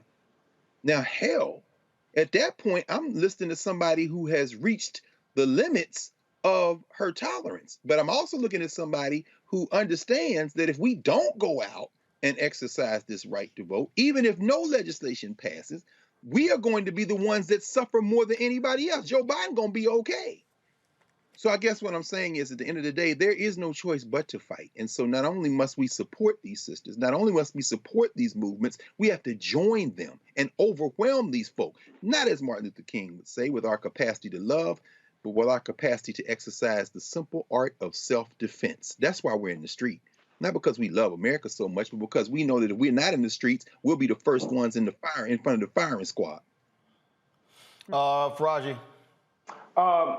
Martha Jones, who is a legal and cultural historian here at Johns Hopkins University, she wrote a book called Vanguard. And one of the big things that she said in her book is she talks about the value and the importance of Black women, how Black women really served as the vanguard of democracy. Reese said, once again, Black women are saving democracy. But she said that Black women should be honored as being among the founders of democracy to the degree which they are alone for most of our history in insisting, promoting, working toward an ideal that says no racism, no sexism, and arbitrating political rights in the United States. So when we look at what was happening with our sisters today, they're continuing a tradition of mothers and grandmothers and aunts and sisters and just Black women who have always been on the forefront. But it is out of the struggle. If you look at how democracy is right now and the gains that we have made, the gains of democracy comes out of the pain and struggle of the oppressed. And so if we're talking about Black women being on the forefront, and Dr. Carr, you're absolutely right. Black women need to be supported. We all need to support it. But we got to understand that we're not just supporting some sisters. We're supporting the founders of a new form of government in a way that we've never seen. And I'm convinced at this point, if, as much as we talk about destroying the system needs to be, teared down and all of those things, I'm convinced Black women are going to be the bedrock, or should be the bedrock, of the new way of governance. They understand it. Reese, you understand it because inherently you understand, as being a mother, how to take care of things, right? So, I mean, it's just in there. And so for us to see this is nothing new.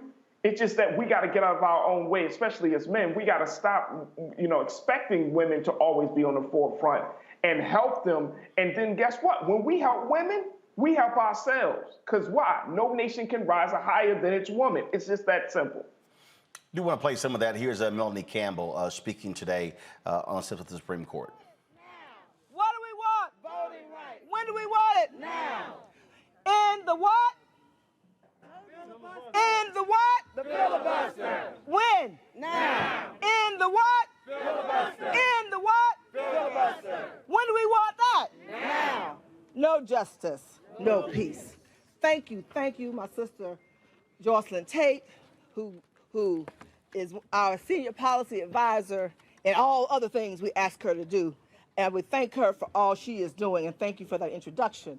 I want to thank all of our partners first. I want to thank National Council of Negro Women for being our convener. We want to lift up Dr. Janetta Betch-Cole, who is the chair and president, and we lift her, and we hope she's watching. We love you. So let's say, we love you, Dr. Cole. We love you, Dr. Cole. And we know you got us where you are. So thank you. And so we did that 1 mile. Y'all all right? Yeah. Let's do it again. Are y'all all right? So we, as Jocelyn stated, my voice is leaving me. Apologize for that. We are no ways tired. We are no ways tired. That's right. Don, get up here. Today I got a script. I'm gonna try to stay with it.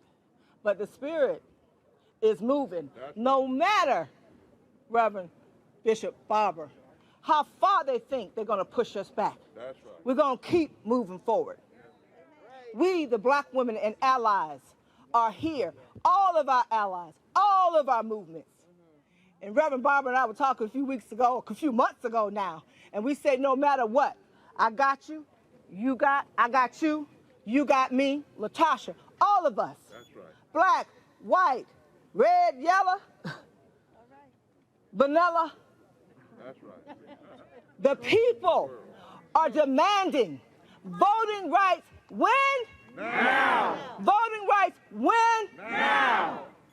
So as I stated, we started over 3 months ago over there at the United Methodist building, demanding the Congress pass federal voting rights legislation. Since that time, we have worked in coalition to try to connect the dots for the American people that voting rights equals justice. That's right. Voting rights equals economic justice. Right. Voting rights equals reproductive justice. Voting rights equals women's rights. Voting rights equals the right to choose your religion, your faith, your gender, who you love, and who the hell is going to be in the White House, in the Senate, in the House of Representatives, what judges will be in that building that's lost its way when it comes to justice. But we are here today. We are not going anywhere until we get our what? Voting rights. All right, folks, if you want to see that full protest, we live streamed it on the Black Star Network as well as on YouTube channel, so be sure to check it out there. Going to a break, we come back. Domestic violence is a huge issue in this country, even among African Americans. We'll discuss that next on Roland Martin Unfiltered on the Black Star Network.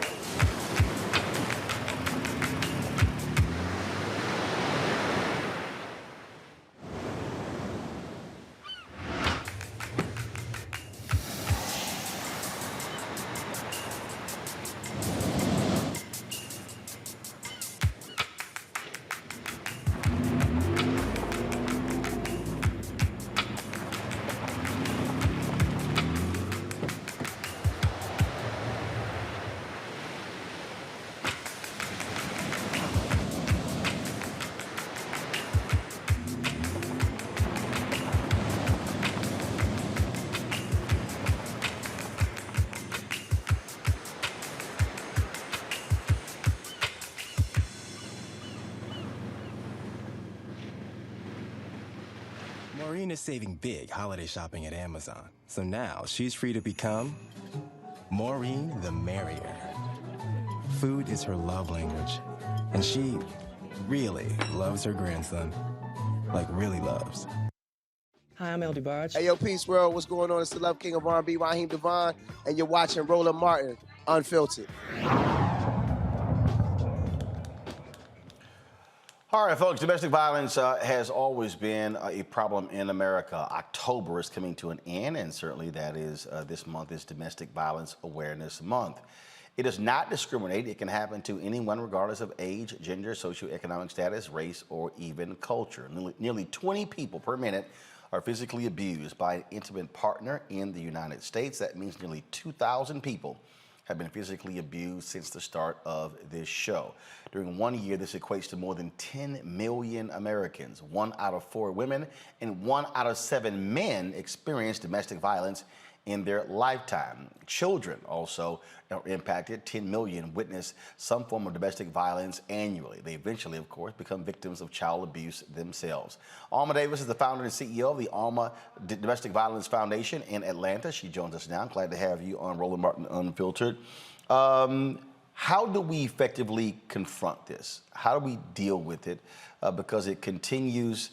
You see these stories of folks who all of a sudden one thing, the sparks, yelling and screaming, that all of a sudden it gets physical. I was reading one story where a man was actually a former football player, was stabbed, almost flatlined twice when he was stabbed by his girlfriend. Then when she was about to go to prison, he stepped in to get the charges reduced. And they still are having a contentious relationship. I mean, it is a very, very difficult issue that impacts so many people. Yes. I think the first thing we have to do is truly understand the whole meaning of domestic violence. People think when we talk about domestic violence that it's all about the physical, but there are so many warning signs prior to the physical that people can actually see and get help with. Meaning, finances, number one, is the number one issue why people stay in domestic violence or in domestic violence situations.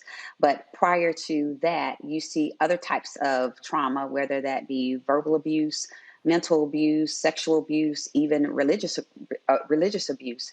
And so a lot of these behaviors are learned behaviors from past traumas that may not have been treated, or especially in our culture, we grow up in a household where what goes on in our house stays in our house. And so we never actually go out to seek the help that we need to look at all the dysfunctional things that we have been brought up in and really address them. So I think, first of all, helping people to understand those signs, those warnings. A lot of times we see our culture doesn't want to get therapy and counseling, and that is a huge component of pulling back all the layers to identify trauma that a lot of times people don't even know that they've even been abused. When you talk about, in terms of when we see it, but also there are warning signs when you talk about folks who have a short fuse, where something, and then all of a sudden they just go left real quickly. We actually see that in individuals early, but a lot of times people just dismiss it by saying, "Oh, that's just them having a bad day." Well, their bad day could lead to you having a bad day and a bad life. Right, exactly.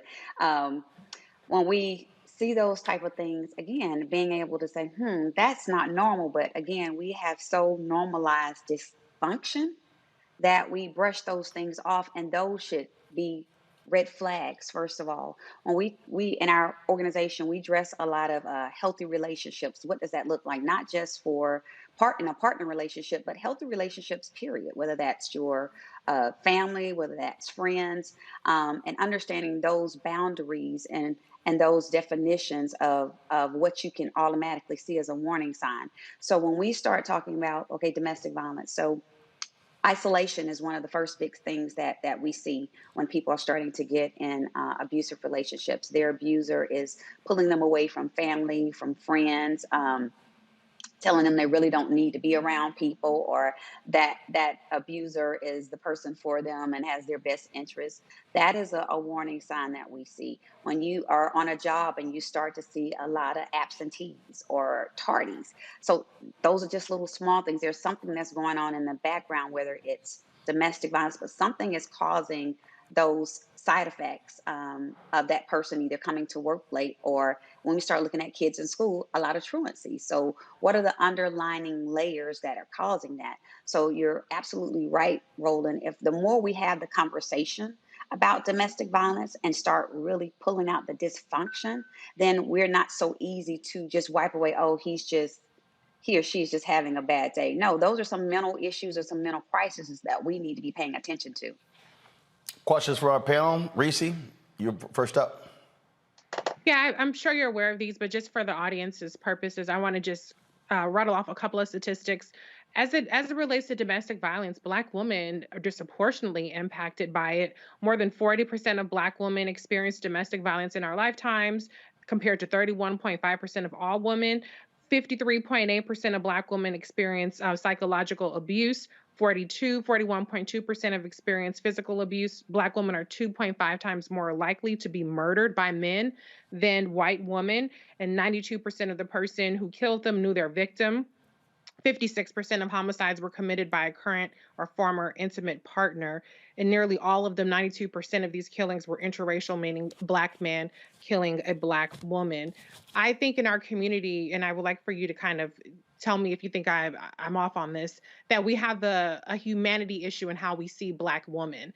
The amount of abuse that Black women have to endure before it becomes an issue. If you look at R. Kelly and what happened with him, and others who have been accused of being sexual predators in our communities, what do we do so that when Black women are calling upon our brothers and our sisters to protect us, protect Black women, how do we get through that conversation and just kind of underscore the severity of what we face without it seeming like, you know, people kind of like to coin it like you're anti Black men, or, you know, some people have accused me of being lesbian, you know, which I'm not, which is fine to be if that's what you are. But people have accused me of doing that, or like I hate Black men, just because at times I've held Black men like R. Kelly accountable. What do you think we do to get people to see the humanity of Black women so that they understand that these statistics are abhorrent and we have to change them? Number one, like we see that 85% of our clients are African American women. So we definitely know that Black women are getting victimized more than our counterparts. One of the reasons that we address that and we see that, and so you understand the when I talk about finances, when we look at economic statuses, a lot of domestic violence and family violence happens in poverty-stricken areas, which refers back to even women being on the lowest part of the payroll. You know, when we can start equalizing those things, it makes our women less vulnerable to get into situations where they are dependent upon someone else financially. And I think when we can start looking at each one of those things and making changes in that arena, then we will start to see some changes. Also, as you said, addressing this is a real issue in our community. This is a real issue with our Black women. We are so deminimized as if this is just a part of the norm. And I always say, when you look back, even in our culture, when we look at slavery days, you know, here you have all of the different types of abuse that we had to endure as African Americans. And then you think that just turns off. That doesn't happen. That is cultural. That is long-term. Those are generational lines. And again, when we start to address those, I think that's when we start to see change. That's when we start to see real change. Faraji. Alma, thank you so much for the work that you're doing. I want to get your take on, on some policy things. In Ohio, they passed the Ohio House of Representatives passed House Bill 3, what they call Aisha's Law, which is named after Aisha Frazier, who was a Black woman who was fatally stabbed in November of 2018 by her husband, her ex-husband, who was a court judge and a state senator. But the thing about the law is that it talks about expanding the definition of domestic violence to include strangulation, granting a temporary protection order for victims who file outside of court hours, and screening protocols for police officers dealing with domestic violence issues at home, creating new training programs, and screening protocols for police officers. I'm wondering, Alma, how do we get this type of policy in the House of Representatives of states across the country? How do we make policy that is going to be realistic, that is going to be able to be implemented, but most importantly, it's going to really push the needle on protecting victims of domestic violence? Great question. One of the things that I know I did, and we have to understand, domestic violence is bipartisan. It doesn't matter. It doesn't have any type of face, or it doesn't care whether you're Democrat or Republican. It has no face like that. So right, pre-pandemic, I went up to DC and visited with senators, congressmen on both sides to talk about the effects of domestic violence on the economy, what's going on. As you say, even in our policing, our police officers need to be more trained.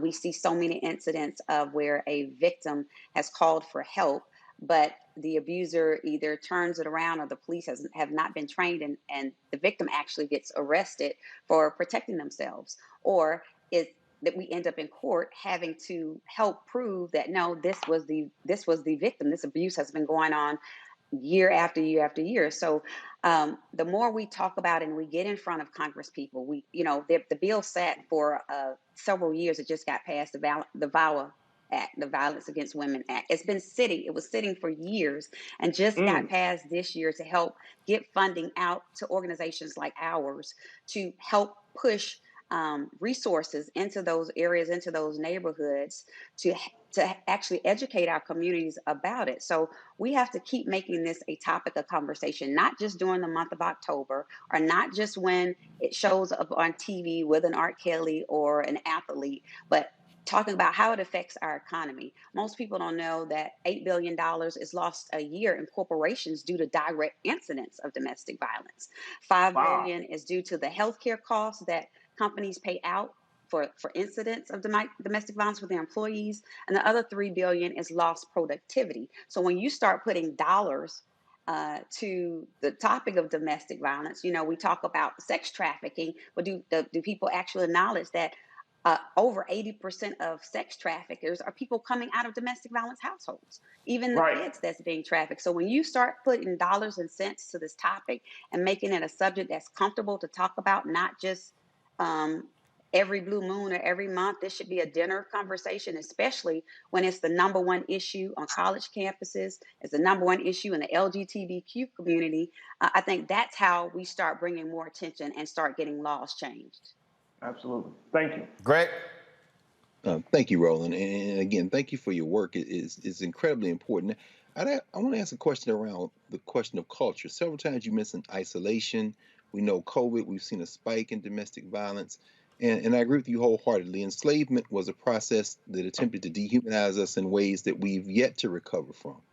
And when we talk about our community, it often sounds like almost like a demographic description, not a cultural one. So I guess I want to ask, what kind of best practices have you seen Black communities engage in that can be useful for those of us who don't necessarily view this, although clearly the victims are overwhelmingly women, necessarily as a gendered issue? Like if there's domestic violence happened in my family, for example, it was my sister or my niece, that's my issue.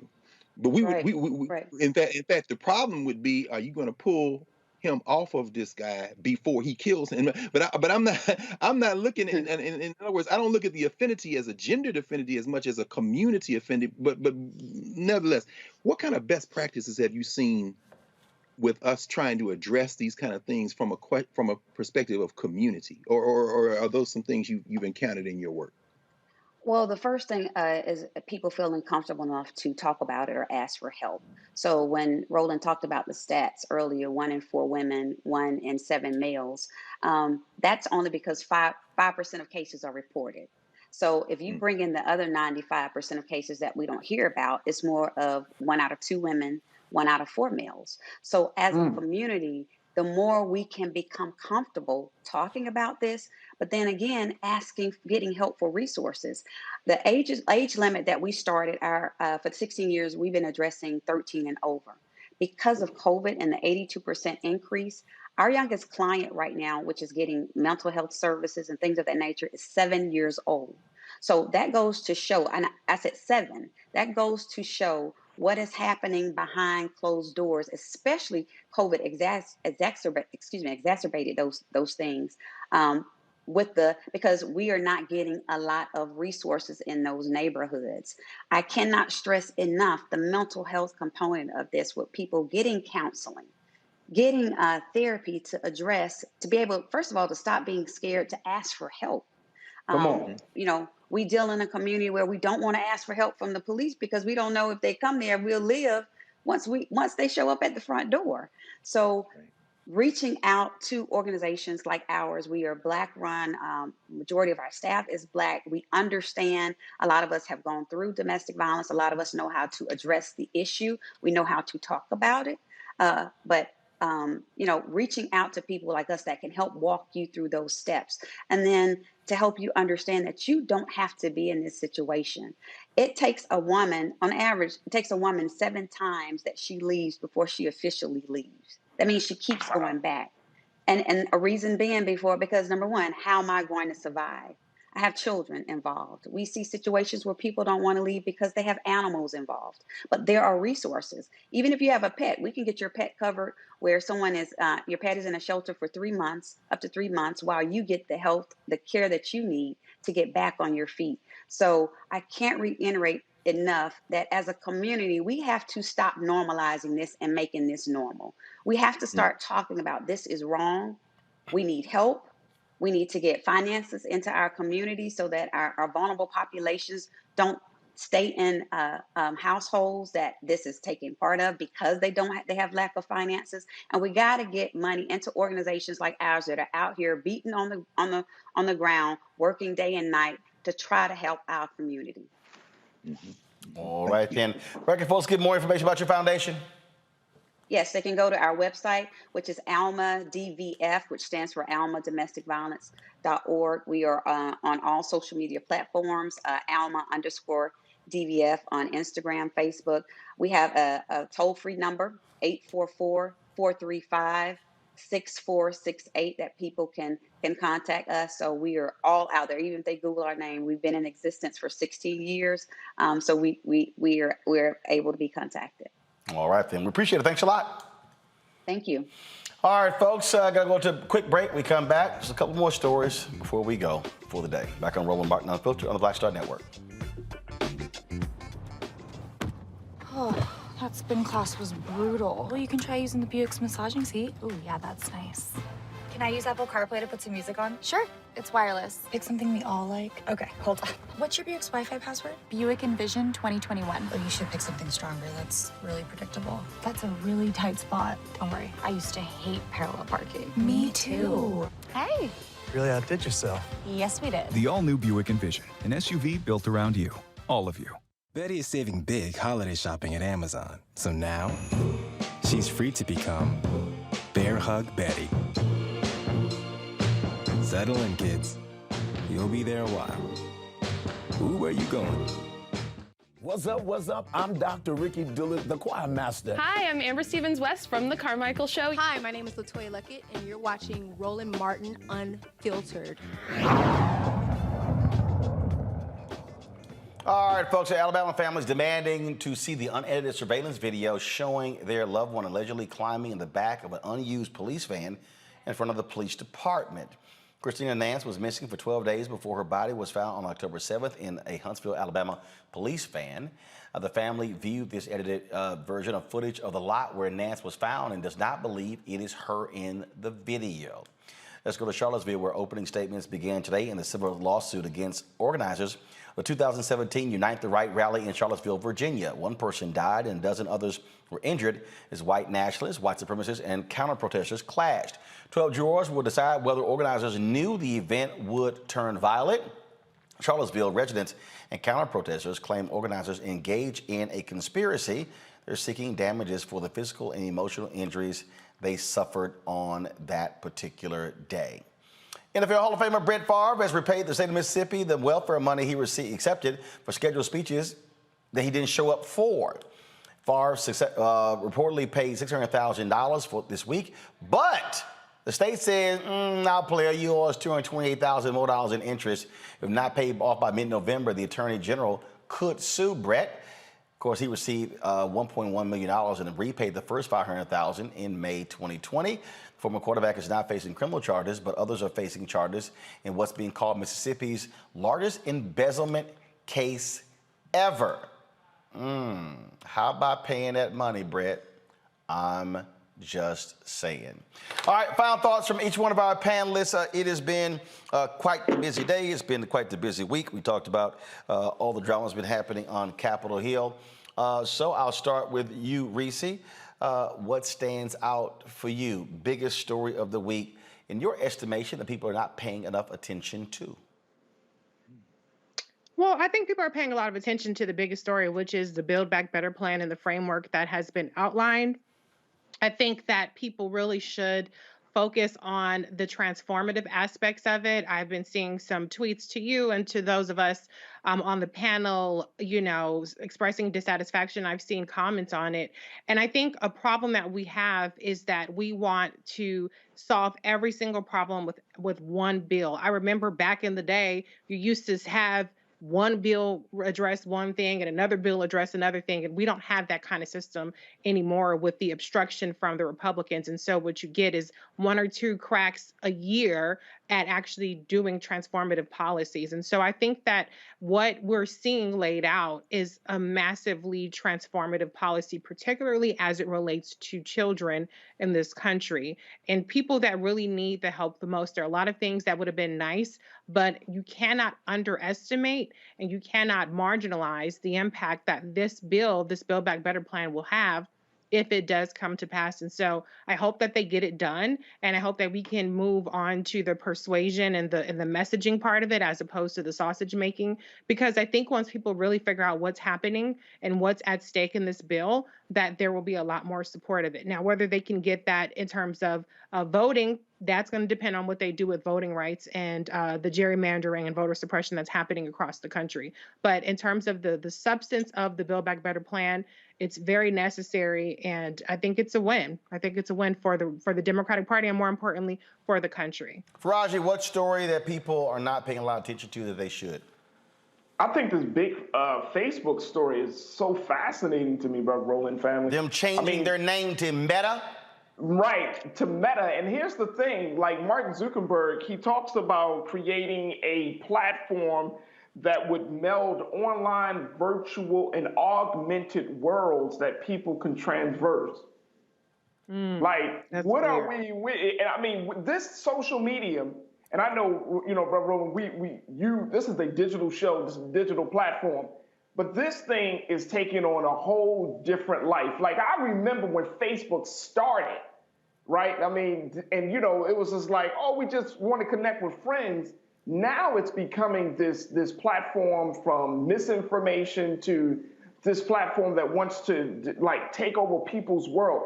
It's always interesting and fascinating that we're constantly told, hey, don't believe social media, but then social media companies are constantly telling us to stay engaged, to stay involved, to participate. And so I think that that's a big story. Like, look at what Facebook is doing, folks. Watch how Facebook is moving, especially now with their whistleblower and saying that, this is not your grandmother's, like communications company. Mm-hmm. This is something very, very different. And I can't put my finger on it. Maybe you can, Brother Roland, but this is something very interesting to see.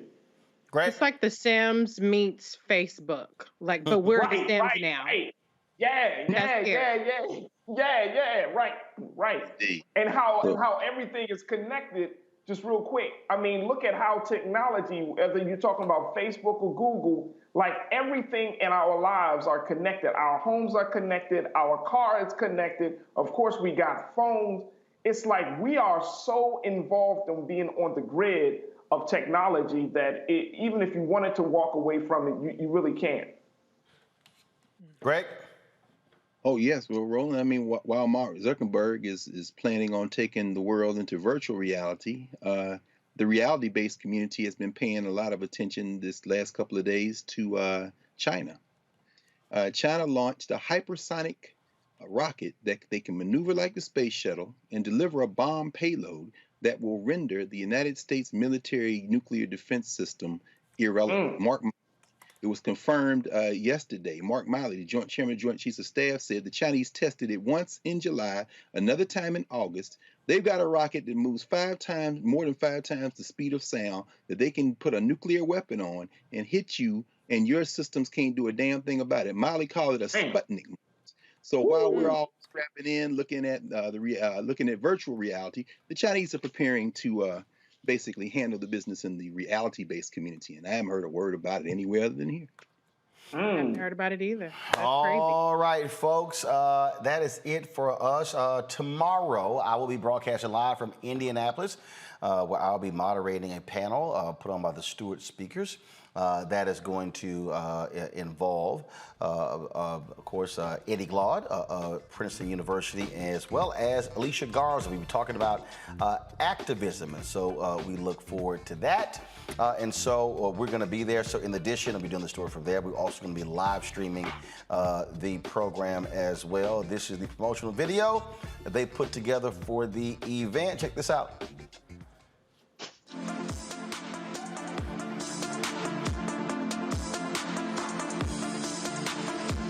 Our conception of democracy. We can't become the kinds of people that our very idea of democracy requires. Precisely because we cling to this notion that some people are valued more than others. Lots of people are terrified to step into leadership because of how much scrutiny they receive and how brutal we are with leaders. Declaration of Independence says all men are created equal, not women. When they said all men are created equal, they meant white men. That what we've experienced, what we've lived, is actually a reflection of what's at the heart of the country.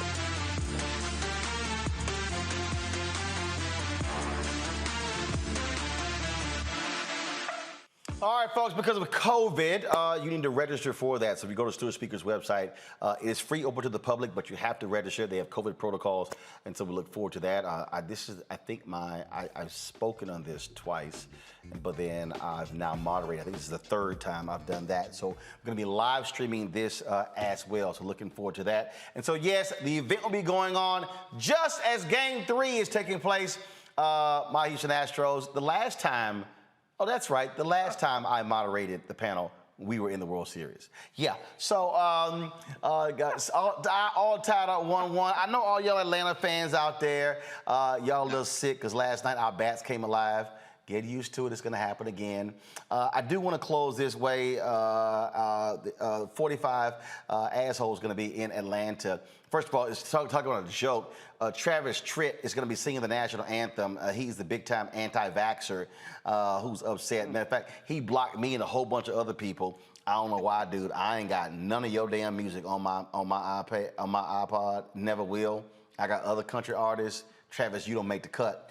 But Trump is going to be showing up for the game. The Braves are giving him a suite for the game. I've yet to. First of all, I may be at Game 4. I have to be in LA on Sunday and Monday for Eric Dickerson's golf tournament. So we'll see if I go. But let me just let y'all know right now, if I'm at the game, I'm booing the hell out of Donald Trump if they introduce his ass. Hey man, get ready to fight, man, because them Cobb County. I don't care. I don't care. I know you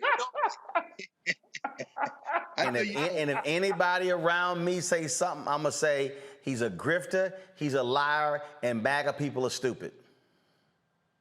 Go ahead. There you go. Go ahead. Go ahead. Just Go letting all y'all in. know. Just letting y'all know. Dusty got to get that ring, baby. Dusty got to get that ring. Yeah. This is time. Roland, this don't end up on TMZ. We don't want to see you on TMZ, man. No, you ain't going to end up on TMZ. I'm going to live stream that shit myself. Hey, you gotta respect that. You gotta respect that. I ain't gonna let nobody else get the views. Hello. If I'm there, this is gonna be me. Boo! Boo! Boo! Wait, landscape, right? You Landscape. Damn skippy. Landscape, horizontal, full screen, 16:9. Just letting y'all know. Just letting all know. And if I'm sitting in a suite with somebody, and then if he coming down the hallway, I'm gonna sit there and say, traitor, January 6th. Go ahead. Go ahead. Hey, better hope we don't cross paths. I'm gonna say, bye to Harris, winners. Y'all know I will. Y'all know. Look, I have total disdain for that fool. So I don't give a damn. I don't give a damn. What you gonna say to Herschel Walker, who you know he gonna have on a leash right next to him? I would say, Herschel, when the last book you read? That's not fair. Oh my God. So you already said it all. I'll probably follow up pictorial.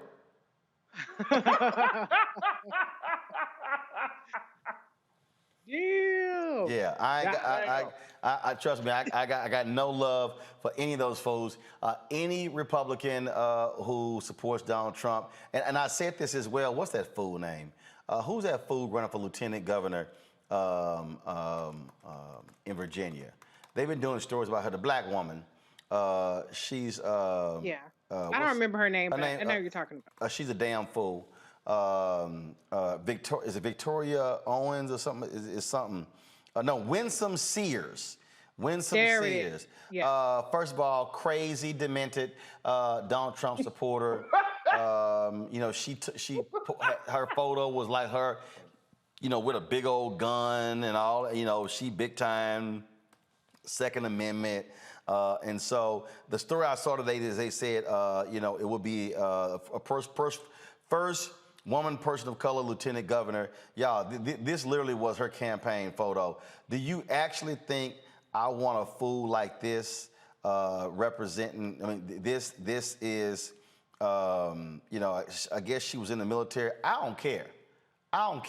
Okay. What? This was her campaign poster. She's a rabid Donald Trump supporter. And so I'm telling y'all right now, Virginia, I think, first of all, Terry McCullough has been running a very weak campaign. They're scrambling right now. He was up by 5 points in a Fox News poll a few weeks ago. Now they're showing him down 8 to Glenn Youngkin. So Democrats are scrambling big time in Virginia.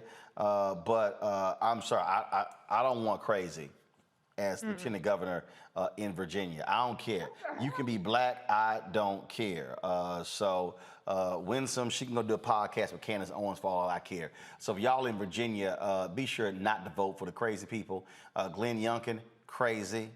Winsome Sears, crazy. All I'm saying is make sure y'all get out and vote because enough of these crazy people. Any Republican out there who chooses to be nuts and chooses to support Donald Trump, I want all of you to lose.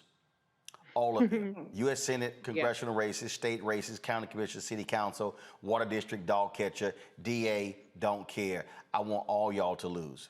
We cannot have these crazy, demented people in charge in this country. It's as simple as that. And if y'all don't vote, well, then that's on you, and you're going to get the kind of government that you didn't elect if you chose not to vote. That's all I'm saying. Sure. All right, folks, we'll see y'all tomorrow from Indianapolis. Greg, thank you so very much. Reese, thanks a lot. Raji, thanks a lot. Folks, if y'all missed the news conference today of the students at Howard University, go to Black Star Network. We actually live stream the whole particular news conference as well. And I'm about to send an email to IBM. I have some questions. IBM actually has the contract for Wi-Fi on the campus of Howard University. Why is it not properly working? Yes, IBM. I'm going to be sending. Greg, go ahead. No, I was going to say thank you, really, not only on behalf of those young people, but all HBCUs. Thank you for covering this in a way that is allowing transparency. And I love the way you framed a possible town hall the other night. Yeah. But man, you could, and again, the invitation is out there, and I will happily text President Frederick that. That is, the students are asking for a town hall. I will happily moderate that town hall. That way, take the questions. We will take online questions. We will stream it as well on Black Star Network, on our platforms. That way, we can really get some answers there. And what I say is have the administrators there, have student leaders there, but also have the companies that have the housing contract, that have the Wi-Fi IT contract, have all of them there so they can answer the questions on the spot. I am more than happy to do that. And so Howard University, let me know when y'all down with it. Remember, I own my own shit, so I ain't got to ask nobody. Just saying. All right, folks. I'll see y'all tomorrow right here on Roland Martin Unfiltered and the Black Star Network. Holla!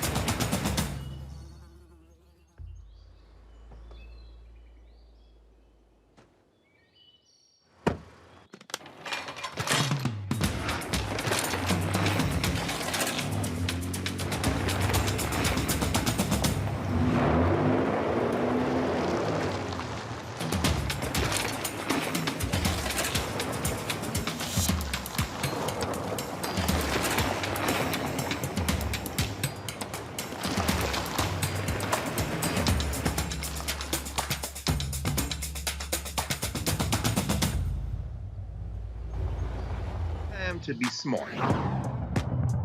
Roland Martin's doing this every day. Oh, no punches! Thank you, Roland Martin, for always giving voice to the issues. Look for Roland Martin in the whirlwind, to quote Marcus Garvey again. The video looks phenomenal, so I'm really excited to see it on my big screen. Support this man, Black Media. He makes sure that our stories are told. See, there's a difference between Black Star Network and Black-owned media and something like CNN. I got to defer to the brilliance of Dr. Carr and to the brilliance of the Black Star Network. I am rolling with Roland all the way. Honored to be on a show that you own. A black man owns the show. Folks, Black Star Network is here. I'm real revolutionary right now. Roland was amazing on there. Stay black. I love y'all. I can't commend you enough about this platform that you've created for us to be able to share who we are, what we're doing in the world, and the impact that we're having. Let's be smart. Bring your eyeballs home. You can't be Black-owned media and be scared. You dig?